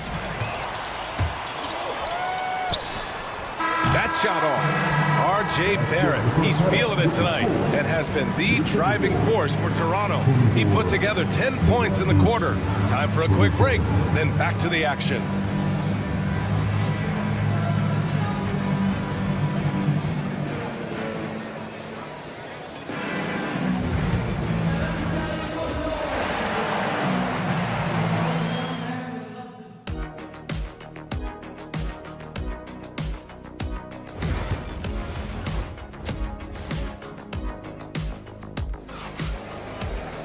Second half of basketball is upon us, and we may be in for an exciting finish based on how close of a game we've seen so far. Nice game. Great performance by R.J. Barrett. Through 2 quarters of play, he's been an excellent source of points. Yeah, he's shouldering the load right now and looking really comfortable while he's doing it. Conley and Ann are the 1 and the 2. Rudy Gobert is out there with Julius Randle. And it's McDaniels in at the 3. And that's the group for Chris Finch as we begin the second half. And this is where that length shows off on particular plays like that. Still able to score. Grant, would you say the Raptors are in the process of starting over? You know, I certainly don't think that's the wrong thing to call it, B.A. Coaching changes, some big trades. They're shuffling things around and trying to start building something new. And so quickly we'll bring it up for the Toronto Raptors. Pass to Ingram. Second half getting started. About a minute played. And stolen by Edwards. 2-on-1 as they jump out on the break.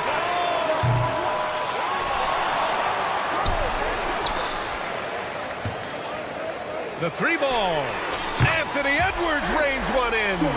That's just a lapse right there. No matter what, somebody has to be there and get a hand up in the shooter's face. Slams it down with 2 hands. Man, they're really getting aggressive now. Conley with the ball. Now quickly defending. McDaniels against Ingram. Oh, blocked by Ingram. Ingram has that length to still be an effective shot blocker. Pass to Barnes. Kicks it to Quickly. Ingram on the wing. Takes a three. Drills it from deep. Ingram's got 8 points in the quarter. Since halftime, they have been efficient and effective, making Coach very happy. Well, the thing is, they're controlling the pace right now, and if that was the mantra for them at halftime, they've carried it out. Launches a three, and the Raptors another three. Exactly what every offense needs. Shooters who can force the defense to extend. Well, there's no doubt he's a legitimate threat from downtown, and he's demonstrating that in this game. From deep, Conley. It's rebounded by Dick. Toronto leading by 11. Hurdle with a screen on McDaniels. Ingram deciding where to go with it. Kicks it out to Barnes. Outside Dick, 5 to shoot, and here's Ingram from the arc. Nails it from 3. Ingram's got 23 points. And just executing at a high level. I mean, taking what the defense allows and putting in the work. Basketball IQ is something that gets talked about, but its importance to a team showing up here, running plays that turn into scores. The other team just looks more in sync and is riding the momentum. Well, the other team is scorching hot, and they come down on this end and can't find a way to get the embers going. From outside the arc. And it's out of bounds. The Raptors able to retain possession here.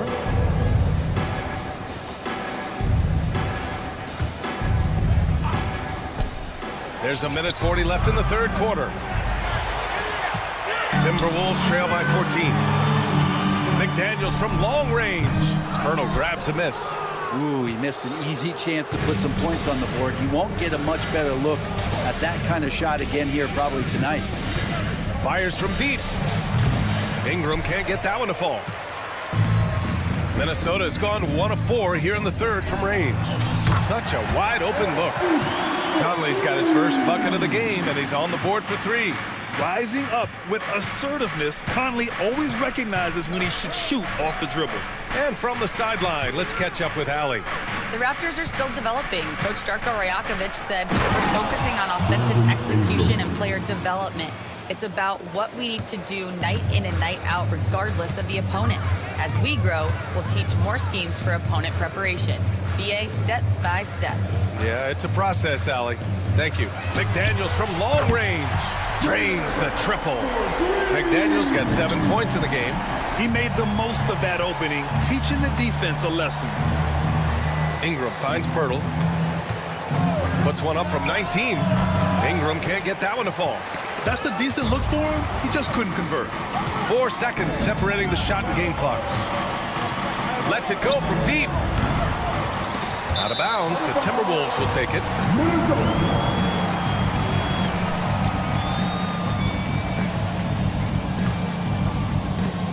19 seconds left in the third quarter of the game.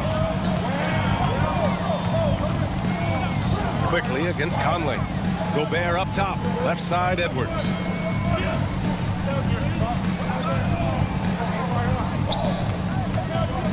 There's the triple. And so it's Toronto turning this break in the action, up 10. And their defense has stood out, wreaking havoc for the opposition. We'll be right back after this word.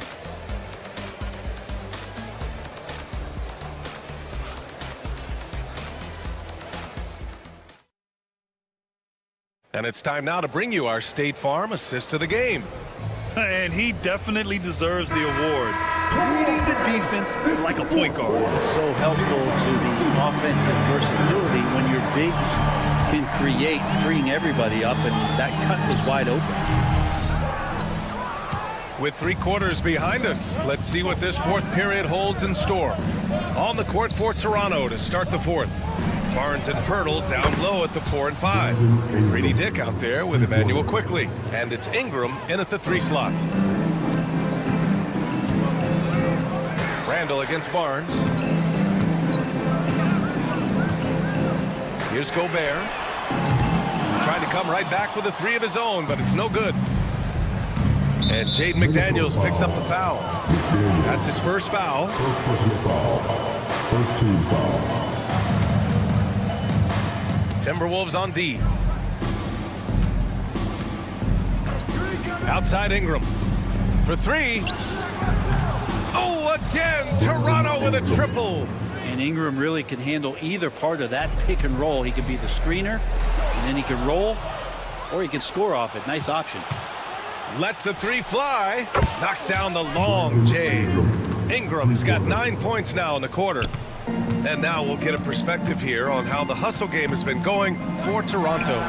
Their defensive intensity has served them well. It kept the offense scrambling and resulted in several steals. Now, something else that has stood out is their up-tempo offense. I mean, these guys have been on the track all game long. They're creating high-percentage looks, getting out there on the fast break.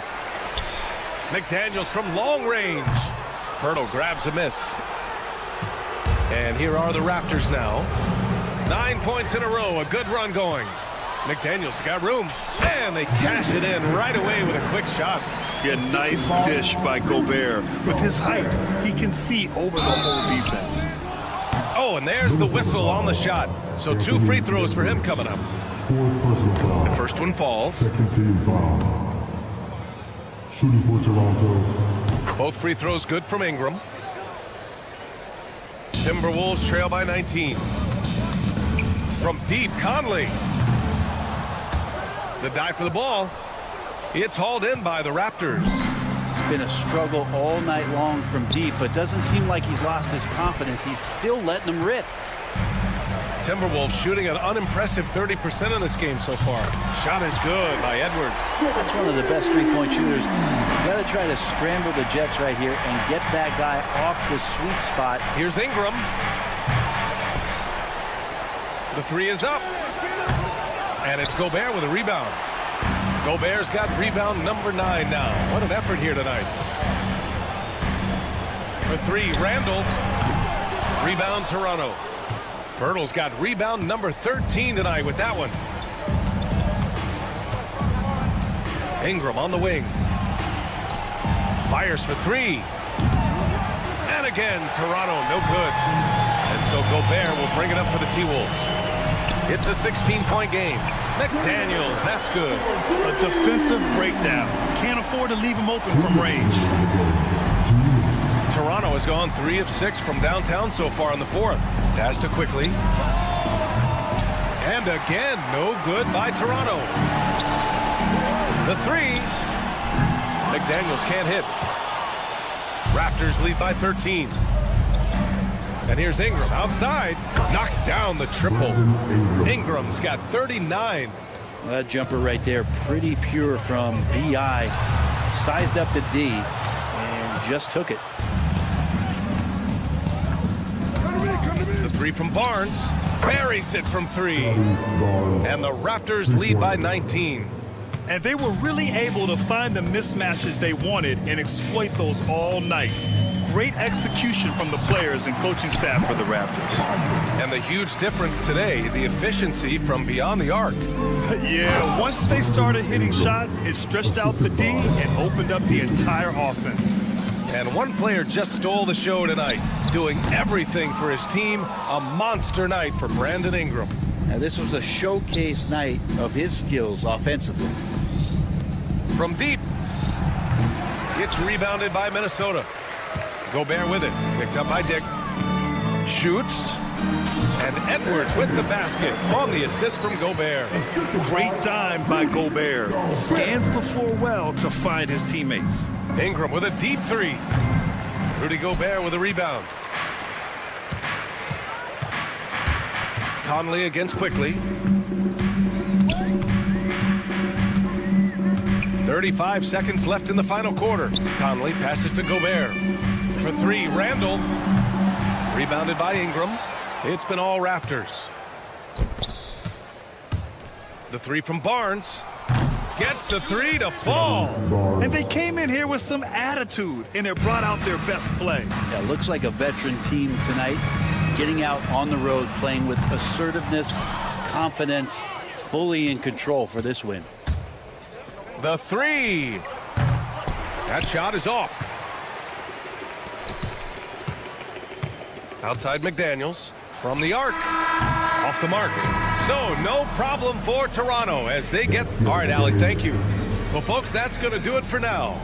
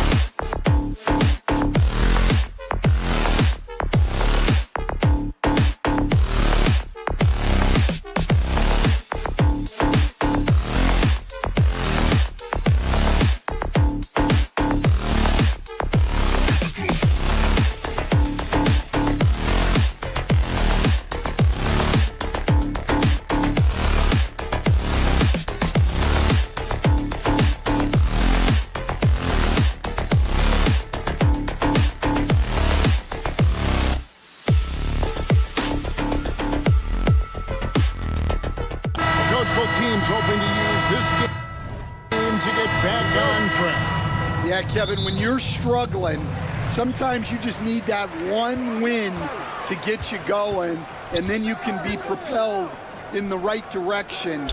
Don't underestimate the power of having some positive momentum. Well said. So let's take a look at the Toronto Raptors starting lineup. Barnes and Pirtle make up the inside pair. Brady Dick is out there with Emmanuel quickly. And it's Ingram at the small forward position. Kessler with the bucket. Toronto with the ball. Ingram outside. Shoots. It's good from the top of the key. Well, he can beat you in a lot of ways. Very challenging to defend. Markkanen down low. He's covered by Ingram. They get it back. Collins for the three. Markkanen can't get it to go. And Ingram has got the ball here for the Raptors. And for the Jazz, the last few seasons, Coach, have been a period of rebuilding. Yeah, it has, Kevin. You know they acquired a lot of draft capital when they traded Gobert and Mitchell. And they've since drafted a lot of young talent and still have plenty of picks to work with. And early on, Markkanen has demonstrated how efficient he is from that range. Have to run him off the line. And close to making the defense pay for the lax coverage that time.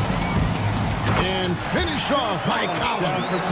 And how's that for a one-man show? Put this fella on Broadway. The most magnificent alley-oop we could have seen.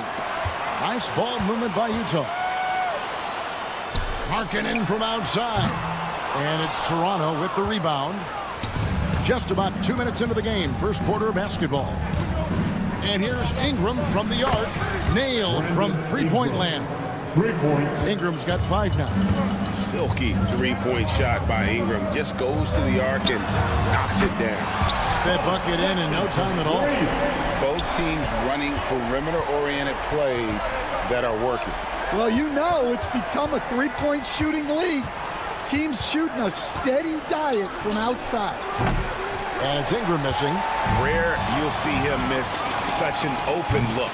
And it's quickly missing. For Utah, they've gone 50% from the field at this point, 4 of 8. And it's out of bounds. The Jazz able to retain possession here. And a little over 2.5 minutes gone here in the first. Toronto trailing. Dick wide open. No good from outside. Right now, let's send it over to the sidelines and get a report from David Aldridge. Thanks, Kevin. Now, Will Hardy talked to me a little while ago. Coach had praise for one of the opponents tonight, the versatile Scotty Barnes. He told me Scotty's somebody that can do it all. He can score, pass, rebound, and defend multiple positions. That's rare for a player his age. So, Kevin, Scotty's still growing as a player. Thank you, David. And it's sent back by Kessler. 6 to shoot. Quickly finds Barnes. And here's Ingram from the arc. Basket is good. The assist from Barnes. He's got 8. With the pure shooting ability of Ingram does all the talking there. He gets the ball and delivers that quick release. And he's not going to miss that sort of an opportunity from deep. And here is Ingram after the three-pointer from Lauri Markkanen. Shoots over Markkanen. Out to Ingram. It's Dick on the wing. And again, Toronto with the triple.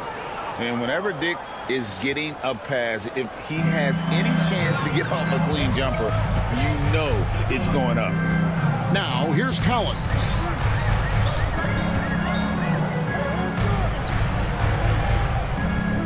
Pass to Clarkson. Shoots the 3. The offensive rebound. Outside for Sexton. Clarkson outside. Wow, came this close to a 4-point play. Went to the line for 3 free throws. And having become such a dangerous scorer, Clarkson draws a lot of attention and his fair share of fouls. And he makes all 3. Here's quickly. Still yet to score. Dick passes to Quickly. Buries it down low.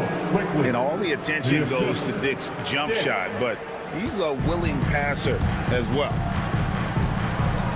Sexton for three. And Pirtle pulls it down. And it's Barnes with the ball for the Toronto Raptors. They trail by one. Markkanen against Ingram. 4 seconds left. And no good. Yeah, you expect him to make those. Good look. Just couldn't find the mark. The first quarter all wrapped up, and it's been an exciting game so far. Jazz lead.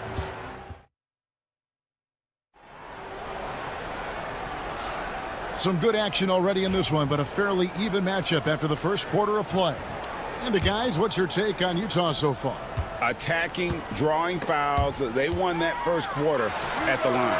All right, and now you want to see them sustain this relentlessness for the entire game because it's clearly paying off. They've got Filipowski, and it's George in at the point. That's the group for Utah getting going here in the second. Now off the inbound. Utah with the rebound. Oh, no excuse for a guy of his caliber. You got to finish that slam. Gotta be a little embarrassed by that one. Sends the ball, no good. Raptors trail by 4. Here's Barrett. Pass to Shed. Lets the three fly. And again, no good by Toronto. Shed shooting 47%, pretty solid. The shot by Filipowski, no good. The Raptors have gone 0-3 and are still looking for that first bucket here in the second quarter. Got a piece of it. And so it looks like the Raptors will retain possession here. Here's Barrett. Pulls from the top of the key. Good, and the assist goes to Robinson. Barrett's got his first points in this one. Nice looking shot there from Barrett. You can tell he's confident when he's shooting the ball. Pass to Hendricks. Here's Filipowski. Stolen away. Oh, he really broke up that transition opportunity. Looks like it'll be a transition take foul. The Raptors shooting their first foul shot of the game. And going back a season ago, they were a pretty average team at the line, about 76% altogether. Onside, Barrett. And there's the drive. And Barrett slams it in. Explosive off the bounce with great body control. Barrett's most effective when going downhill. Raptors with the lead. Easton, the last few decades, we've seen the three become more and more necessary for offenses. Wondering if you think that's a good thing. Well, it is, and teams not only understand the value of making a lot of three-point shots, but the threat of the three spreads out defenses and actually makes it easier for you to get shots at the rim. So the three is absolutely necessary to be a great offensive team in this league. Quickly, is the arc too close? Should they move it, maneuver that a little bit? Well, the skill level is really, really high. I like the suggestion of keeping the arc the same all the way around, which would eliminate the corner three. Toronto's gone 0-2 from deep here in the second.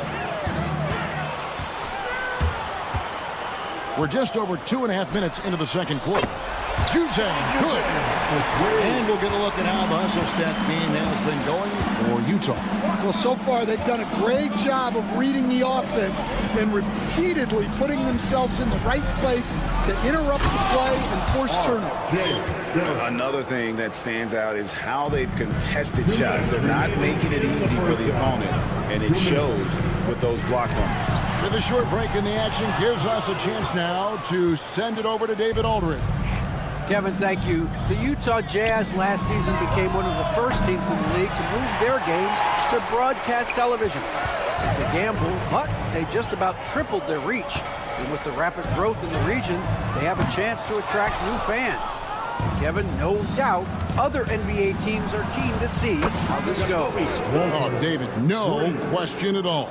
We thank you for your report. And you see the passing instincts Barrett has. Great at recognition out on the floor. Yeah, not sure what that was about. I mean, talk about a brain cramp. That shot wide open. Sensabaugh has got himself going there. His first points of the game on the deep ball. And Barrett the bucket on the assist by Robinson. And the Raptors lead by 3. I love seeing Barrett cash in there. He knows he has what it takes to finish through contact. Pass to Sensabaugh. There's a screen. Nice move. Here's Juzang. Shot clock at 5. The Jazz need to get off a shot here. Sensabaugh, no good. Raptors leading by 3. Intercepted. Here's Juzang, guarded by Robinson. It's George on the wing. Here he goes, and it's George finishing it off. Aggressive slash from the young guard. George fears no one when attacking the basket. Just 1 second between the shot clock and game clock. Onside, Barrett. Launches a 3. Filipowski grabs the board. Here's Hendricks.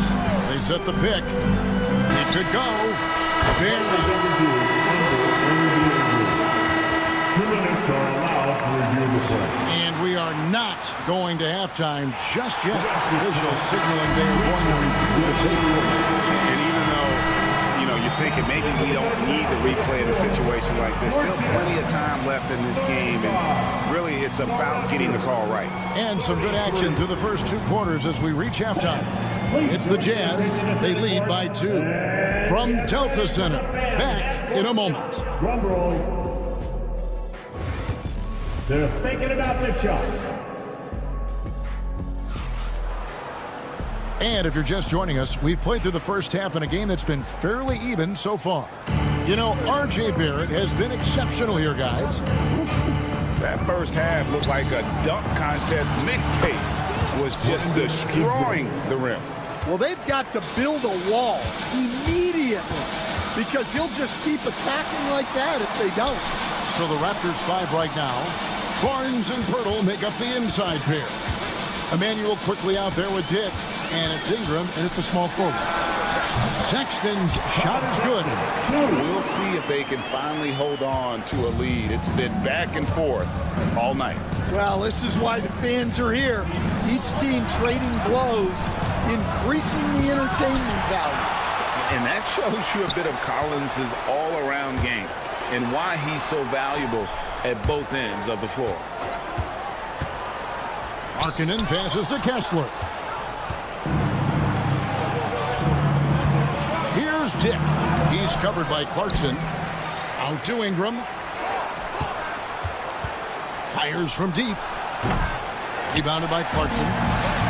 Clarkson's got 4 rebounds now tonight. Stolen by Quickly.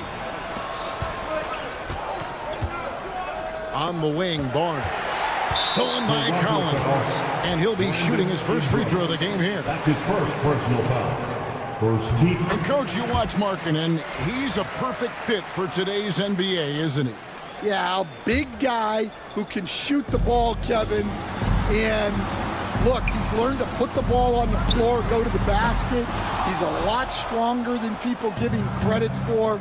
This guy can really play the game. And that one's good, Ingram. And this is what you want more of. Ingram has to keep being aggressive like this. Kessler, a screen on Ingram. Markkanen from outside.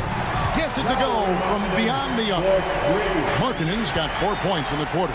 Well, the defense gave that away. He's a skilled shooter who you have to contest at the arc. Quickly the pass to Pirtle. And stolen by Sexton.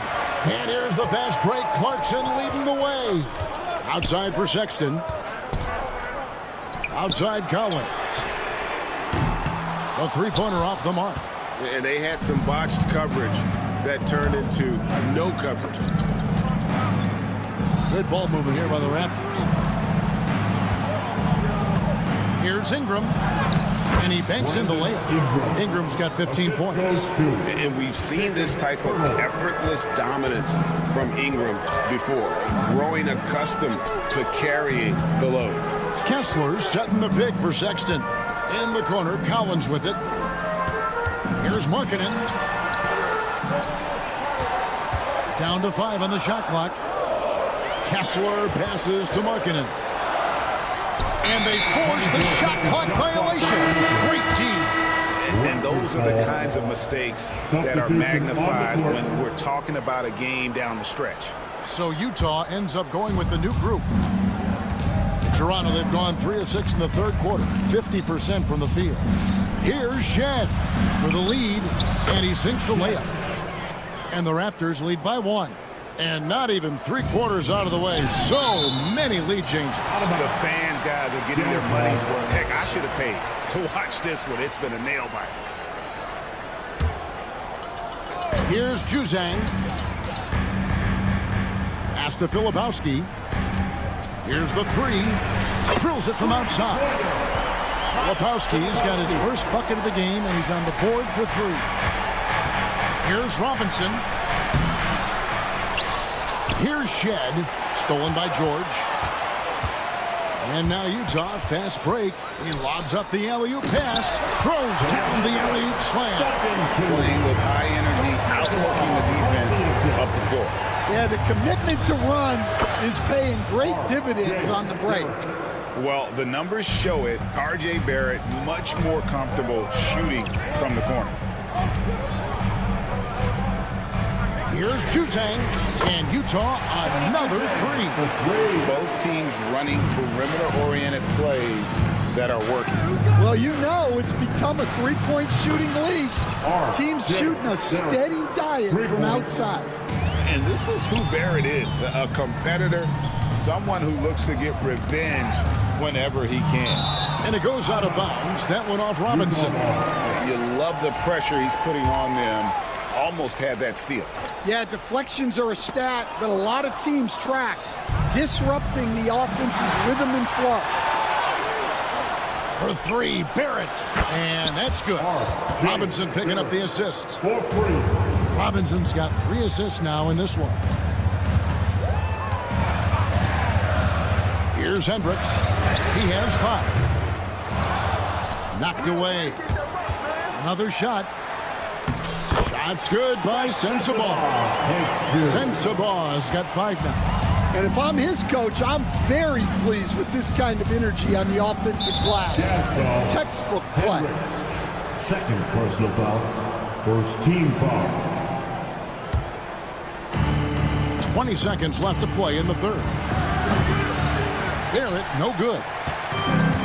And they go to the intentional foul. Walker, that's his first personal foul. Second team foul. And the Jazz with possession here. Pass to Filipowski. Lets it go from deep. And it's Toronto with the rebound. Barrett inside the three-point line. At the end of the third, the score is all even. Both teams absolutely filling it up. And how about a look now at our assist of the game? Brought to you by State Farm. Just true artistry right there. I mean, great decision on where to go with the ball, and how about the perfect delivery. Wow, that was an absolute masterpiece of an assist. He knew exactly when to deliver the ball, and it made for a beautiful score. And with 3 quarters behind us, we start the fourth quarter in what is still anybody's ball game. We've got George, and it's Sensabaugh in at the 3. It's the group right now for Utah. So Utah ends up going with the new group. And the Raptors with some changes. And no one near Clarkson as he lets it go. And he's good on the 3-ball. And the Jazz lead by 3. And here's Ingram from the arc. Utah with the rebound. Clarkson's got rebound number 5 here tonight. From outside the arc. And the Jazz another 3. A fine shooter from deep. Clarkson has a good feel for when to let it fly. And here's Ingram from the arc. That shot is in, just like 6 others have been for him. He's shooting 7 for 15. They continue to battle out there, so close to taking the lead. Yeah, this is definitely a close one. Let's see if they have enough in the tank to take the lead here. Guys, he's been a one-man air raid coming at them time and time again. Well, what I love about his three-point shooting is the spacing that he's adding. It makes things a lot easier for everyone else. Takes the 3. Kessler with the rebound. Kessler's got 4 rebounds now tonight. Collins, no good. Some solid defense from Pirtle. Ingram left side. Barnes screen on Markkanen. Here's Ingram. Pirtle kicks to Ingram. 6 on the shot clock. Over Kessler. Hits the front of the rim and out. And so Markkanen will bring it up for the Utah Jam. Kessler finds Clarkson. Another miss by Utah. You know what, though? Sometimes you can be too open. I think it may have surprised him, and that's why he missed. Dick can't get it to go. Utah's gone 2 or 3 in the fourth quarter from long range. Good shooting so far. And here's Collins from outside. A second chance effort, and it's good on the way in.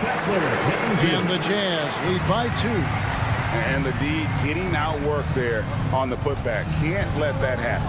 And I can tell you from experience, these are the types of things that drive coaches crazy. And it's Ingram missing. And you could tell he thought that triple was going to fall. Kessler in the post. Hurdles there. Kessler setting the pick for Sexton. 2 minutes remaining in the game. 2 minutes. Good on the shot. And it's a 4-point Jazz lead. Big shot player Sexton showing us he loves the spotlight. Seems energized performing here under the bright lights. Here's Ingram. Pirtle trying to get open. Stolen by Markkanen. And it's Brandon Ingram with the foul. That'll be his second foul of the game. And Utah making a change here. Hendricks is checked in. The Raptors also with a sub.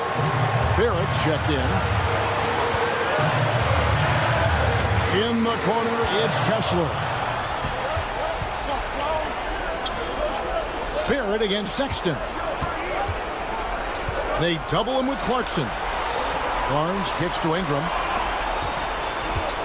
The kick out to Barnes. Barrett for 3. Rebound, Utah.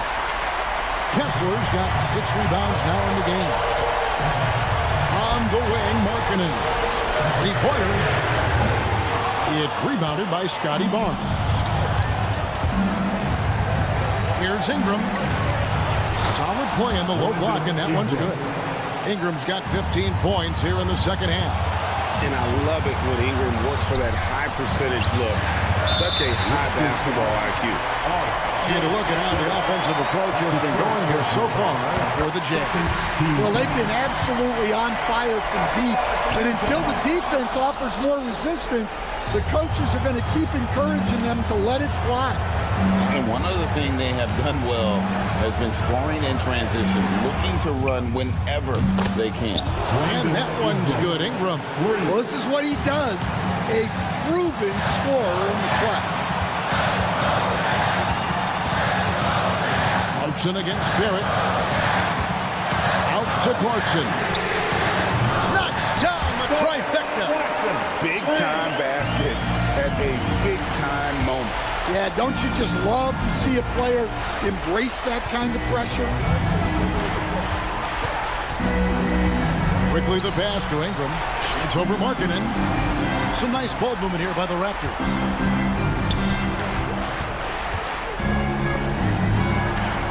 It's Ingram on the wing. Can't get the 3 to fall. Outside Barrett. Back to quickly. And here's Ingram from the arc. Oh, he couldn't make that shot go to force overtime. Thank you, David. Thank you for joining us. That'll do it for now.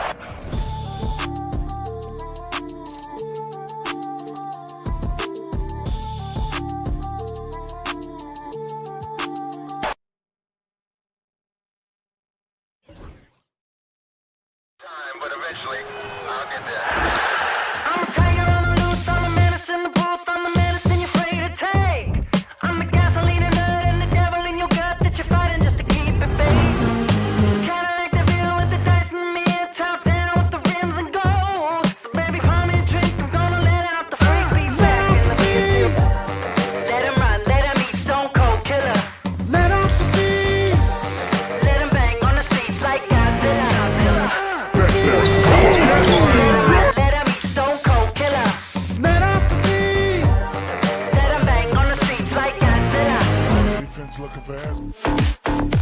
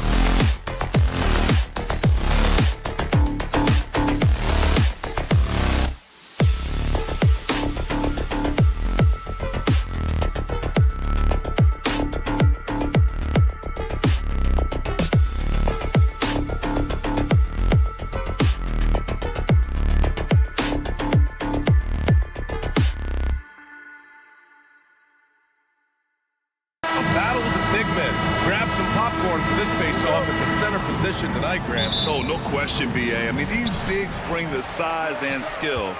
Who has more tools in their toolkit? I mean, we're about to find out. So the opening lineup for the Timberwolves.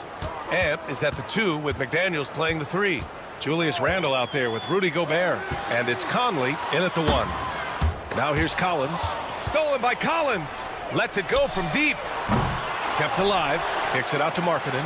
The 3 is up. On target from range. Well, this has always been Lauri Markkanen's calling card, right? A 7-footer who can space the floor with that 3-point shooting ability. Here's Conley. And he lays it up and in. Just taking it right to the rim, and no one was there to greet him. I think defensively, that is not the way you want to start. Giving up high percentage looks, that doesn't typically end well. Couldn't quite line that one up. Just got to shake it off and move on to the next one. Edwards. Utah grabs the miss. Boy, he really wanted that shot, trying to make the defense pay for leaving him that wide open. Well, Doris, we've heard Anthony Edwards declare himself as the best player in the league. Well, BA, when you got the game to back it up, you don't mind putting yourself out there. And Anthony Edwards has charisma, highly skilled, and he's fearless when it matters most. Look out for the Ant-Man. Now here's Randle. Fires for 3. The rebound by Markkanen. You will not see this guy miss many of those. He's one of the keys to their floor spacing. For 3, Sexton. Another 3 for Utah. Well, Colin Sexton's assertiveness right there with the rise and fire, exactly what his team wants from him. For 3, Randle. Oh, drew the foul and almost hit the 3-point bucket. But he'll head to the line for 3. You know, not the smartest play a defender can make there. The free throw drops for Randle. You know, a reliable veteran like Julius Randle is so valuable. He provides a foundation for everyone else to play off of because they know he'll be there to score and help out. He makes it easier for other players to succeed around him. And he nails the 3rd. You know, part of what makes Julius Randle so effective is that spin move, Doris. He does like to use that on the interior against taller players to get enough separation. But the number of finishing moves that guy has off the spin, it is really an effective tool. McDaniels from long range hits a 3-pointer. Defensively, you have to stay connected to him on the perimeter. Utah's gone 3 of 4 on 3s here in this first quarter. Here's Collins. He takes it in, and so he draws the foul, headed to the line to shoot a pair.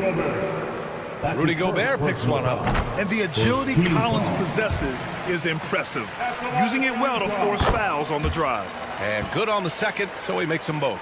And it really feels like the chemistry of this Timberwolves team has taken a step forward. And BA, you know this. Winning always enhances that energy and chemistry. But beyond that, this is a roster full of players that have had individual success, and now they're hungry and thirsty for team success, because that's the true measure.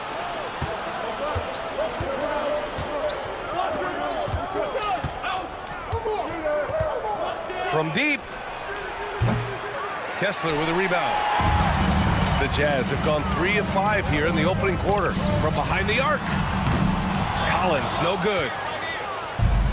Minnesota's gone 1 for 3 from beyond the arc. Here's McDaniels. Oh, Kessler with the block. Collins against Gobert. Here's Hendricks. Off target from outside. The Timberwolves trail. Let's go now to the sideline and catch up with Allie LaForce. Will Hardy gave me a few minutes to catch up with him. I asked him directly about facing Anthony Edwards, and Coach said, he's just so dynamic, right? Our hope is that we can control the pace, make this our kind of game, and he'll be a little less explosive. So the plan is to stifle Edwards by not letting him play at his tempo. Back to you. Thanks for that, Allie. And stolen by Sexton. Oh, there's the alley. Left side, Edwards. Yes, great play by Conley to set it up. And an important part of every team's game, a look at the hustle stats for the Timberwolves. Yeah, they're just attacking on defense, getting those hands out and knocking the ball free. I really like their energy defensively. And boy, have they started out quick, running the floor, taking advantage of their speed. And it's blocked by Kessler. On the wing, Sexton. He's guarded by Conley. Ooh, Gobert with a steal. Here's Edwards. And Edwards slams it in. Oh, Anthony Edwards thinks this game is a dunk contest. Go ahead, young sir. What a finish. Back to Collins.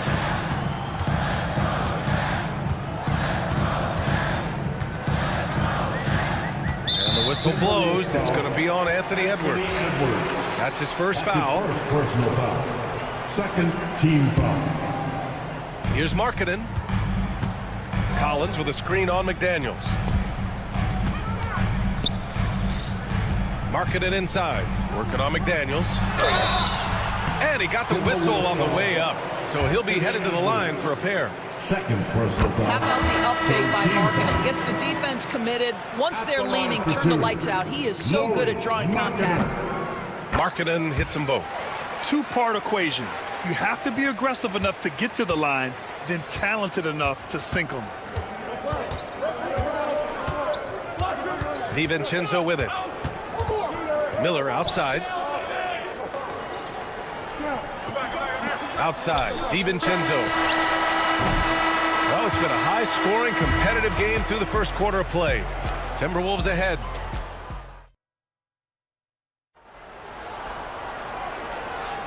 And this has been a fairly close game through the first quarter. We'll see what happens here in the second. And before we move on, what do you guys think about what we've seen from the Timberwolves? Simply put, they look totally fearless on the defensive end. Well, very disruptive in that first period. They never allowed the offense to get comfortable. George out there with Jordan Clarkson. Then it's Filipowski, and it's Sensabaugh in at the four-man position. That's the 5 on the floor for the Jazz. Oh, George with a steal!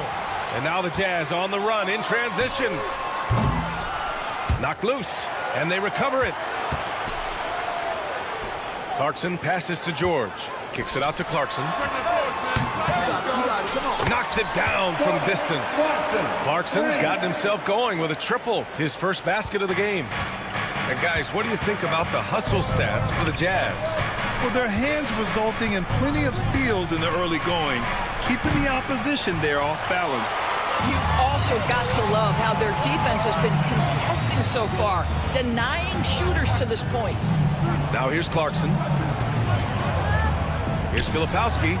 And that one's on target from the wing.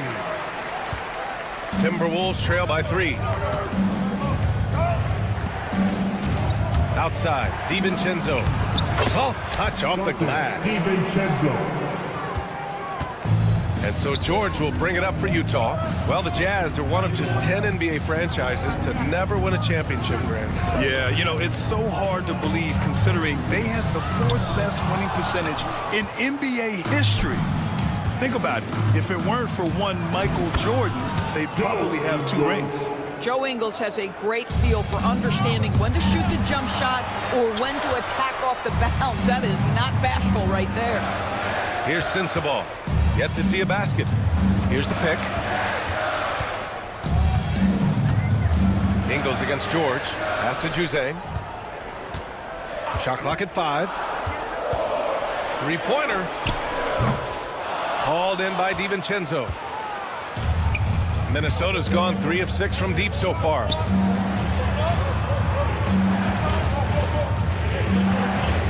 Here's Ingles. Now DiVincenzo.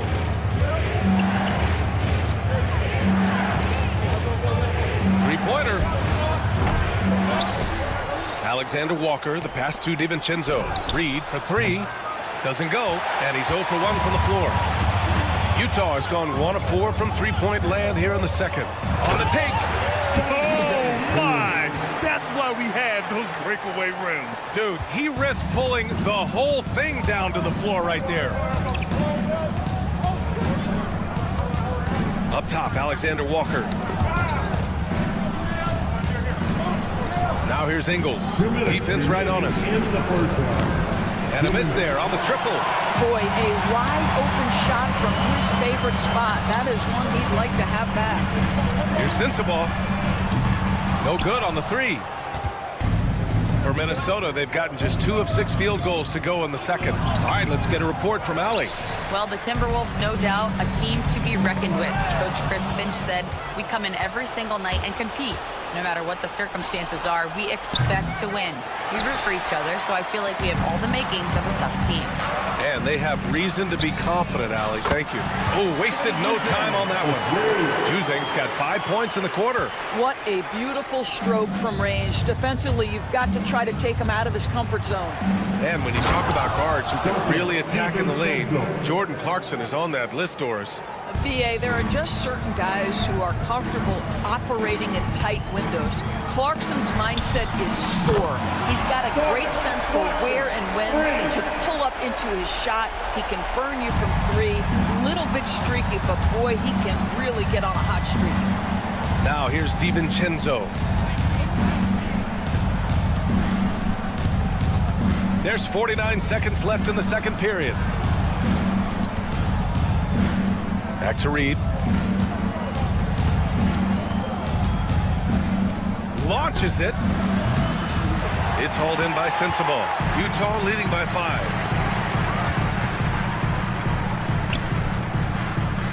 Back to Clarkson. 23 seconds left in the second. Off target from three-point range. The Timberwolves shooting about 43% on this one. The three, DiVincenzo drops in the three. DiVincenzo's got 7.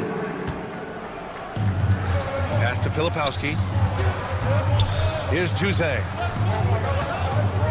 Fader on the way, and the Jazz tack on 2 more.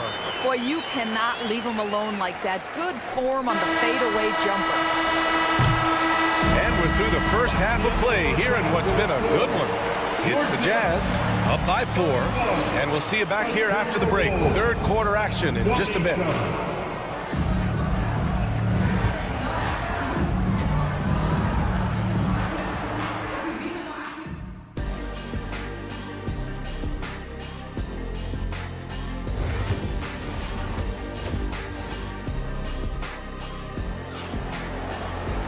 And if you're just joining us, we played through the first half in a game that's been fairly even so far. It's been quite a game for Donte DiVincenzo. Yeah, they've done an amazing job of creating room to operate for him. And then, of course, executing. Well, one of the things every player is after is efficiency at the offensive end. And boy, this young guy has done just that. And Chris Finch calls timeout here. We might see him looking to make some tweaks to the strategy here. All right, Doris, you think this heliocentric style of play can lead to championship success? Brian, this is such a big-time question, and I think a difficult one to answer. By heliocentric, we mean that the best player on your team is making up a greater percentage of the usage, meaning the ball is in their hands more. What that has led to are some of the most efficient offenses in the history of the game. But does it lead to championships? That is the answer to the question we all seek. Kicking off the second half, here's Chris Finch's 5. Conley and Ant are the 1 and the 2. Jaden McDaniels out there with Julius Randle. And it's Gobert in at the center position. And so Sexton will bring it up for the Utah Jazz. 4-point game. Collins with it, and it's Gobert picking him up. Pass to Hendricks. Collins inside, defended by Gobert. And Collins with the slam. Whoa! Did you see that? John Collins. A little bit of sauce on that slam. Edwards can't hit. Utah leading by 6. Doris, when we talk about home court advantages, the Jazz have amongst the best. They do, BA. You have to play at altitude. They're also a little bit isolated as well, so travel is hard. Let me tell you this, their fan base is loud. L-O-U-D. Now here's Conley. He's got 5. Takes it inside. That shot off the mark. Good D by Kessler. Collins passes to Sexton. Oh, and again, it's the Jazz from deep. Their offense has been unstoppable, just firing on all cylinders. And at this point, it is their game to lose. They've done such a good job building the lead. Here's Hendricks. And the 3 off target. Given his range, you'd expect him to capitalize on that opening. Edwards can't hit. On offense, here's Utah. It's been 8 unanswered for them. Great open look there. Sexton's got 6 here in the quarter. Here in the second half, they're really focused on stretching the floor. And guys, boy, when you're hitting, it sure does work. It obviously opens up major options at the offensive end. Good job attacking. Those restricted area shots are what every NBA team is looking for. And for so many teams in the NBA, establishing the three-point shot is goal number 1 on offense. He's definitely doing his part tonight. No doubt it's a growing trend, Greg, and he is highly accurate tonight. Now here's Sexton. He's got 12.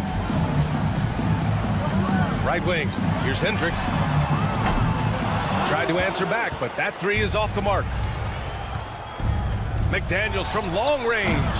The rebound by the Jazz. Kessler's got his 5th rebound in this one.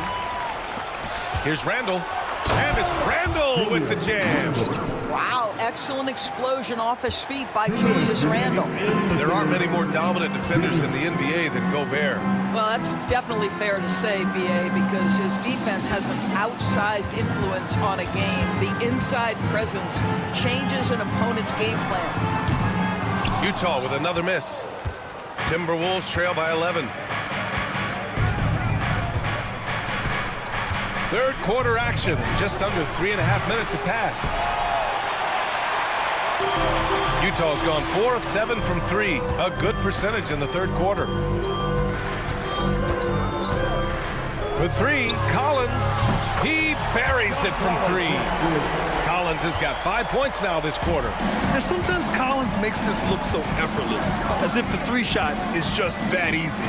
From deep, Conley gets the 3 ball to go. Man, this is just fun. These teams are trading 3s back and forth.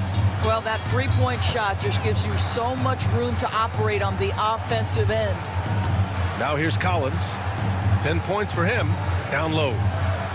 Stolen by Conley. They've got numbers. McDaniels from long range. Rebounded by the Jazz. At one point, they led by 16. Pulls up on the wing. Randall pulls down the board. Timberwolves trail by 11. Launches a 3. A shot by Conley. No good. Ooh, Gobert with a steal. Pass to Edwards. 20 seconds left in the third. Here's Kessler. Back to Sexton. Fires from deep.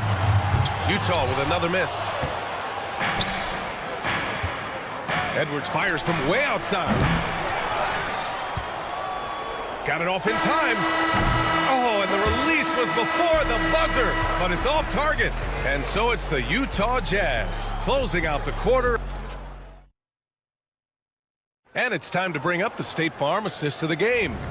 And I'll tell you what, this was a no-brainer tonight. Take a look at the precision on this feed. Couldn't place it any better. And when you're the beneficiary of a pass that good, you better deliver, and he did just that. And with the fourth quarter upon us, time is running out for this game to become competitive. We've got Filipowski. Jordan Clarkson is out there with George. And it's Juzang in at the small forward position. That's the 5 on the floor for the Jazz. Timberwolves trail by 11. It's Edwards on the wing. He's covered by Clarkson. Edwards can't hit. He is just not taking smart shots out there, a pattern he has fallen into tonight. George outside. Back to Clarkson. Here's the 3. It's good. Set up beautifully by George. A growing aspect of George's game. He's working to become a strong facilitator. McDaniels from long range. Utah grabs the miss. With the drive, kicks it out to Clarkson. Pass to Sensabaugh. Now here's Clarkson. Checked by Randall. Here's Sensabaugh. Shot clock at 6. Clarkson for 3. Gets rebounded by Minnesota. McDaniels got 4 rebounds now. Here's Randall. And the shot counts. He's fouled, and it's a chance for a three-point play. And a moment now to quickly take a look at the offensive approach for the Jazz. Their hot shooting from long distance has been the key. Spacing the floor and rising up with that confidence.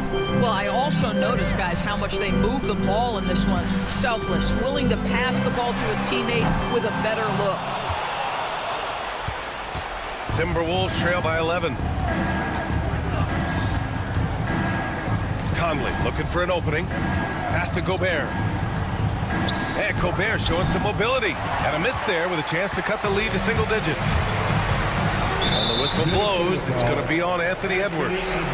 That's his third foul of the game. Second team foul. We're about 2 minutes into the fourth here. Nice shot by George. And the Jazz lead by 13. And he's a crafty scorer for a young player. George is always going to find the gaps in the defense. Here's Conley. Got it. Good job in the low post. Utah has gone only 1 of 4 from the perimeter here in this fourth quarter. Inside. Kicks it out to Clarkson. Fires the three. Fires it in the triple. Clarkson's got 6 in the quarter. Well, Jordan Clarkson can be a little bit streaky at times, but right now this guy is on fire. Edwards making it look so easy from deep. Man, this is just fun. These teams are trading threes back and forth. Well, that three-point shot just gives you so much room to operate on the offensive end. Out to the right wing. Here's Sensabaugh. Check by Randall. Pass to Filipowski. 5 on the clock. Over Gobert. The shot by Filipowski, no good. Timberwolves trail by 11. McDaniels from long range. Clarkson grabs a miss. Clarkson's got 5 rebounds in the game. Ooh, McDaniels with a steal. Jacks up a 3. Outside Conley. Takes a 3. The rebound by Filipowski. He is too good a shooter, guys, to be left open like that. The defense just dodged a bullet there. That man is laser focused. Now, that's bad defense for a team that has a long way to go to catch up. Well, credit the offense, though. If you're going to come with casual defensive effort, this team's responsibility is to take advantage, and they do. So Utah ends up going with a new group. McDaniels, that's good. He's a potent mix of effort and ability. Hard to shut down a player of his caliber. For 3, Collins. It's rebounded by Rudy Gobert. Gobert's got 6 rebounds here tonight. From deep, Conley. Collins with the rebound. Collins has got 4 rebounds now. Markkanen, pass to Collins. Takes the 3. The offensive rebound.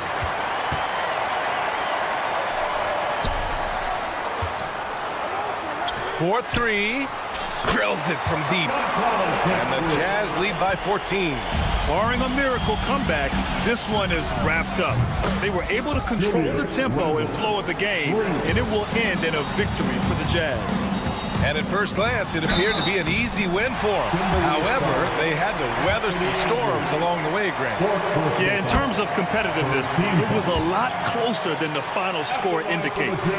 And propelling them to a solid win, it was a night of big plays for John Collins.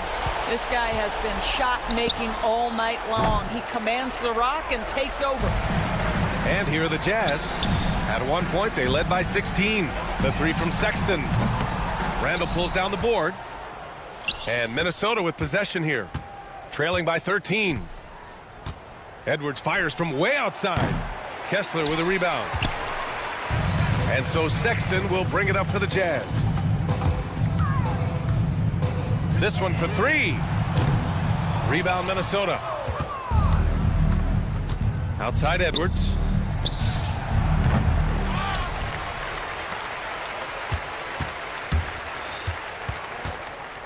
The 3 from Sexton. Yep, it's good. And so it's Utah easily grabbing this one. They didn't have too many All right, Allie, good stuff there. Thanks for that. Thank you for joining us. That'll do it.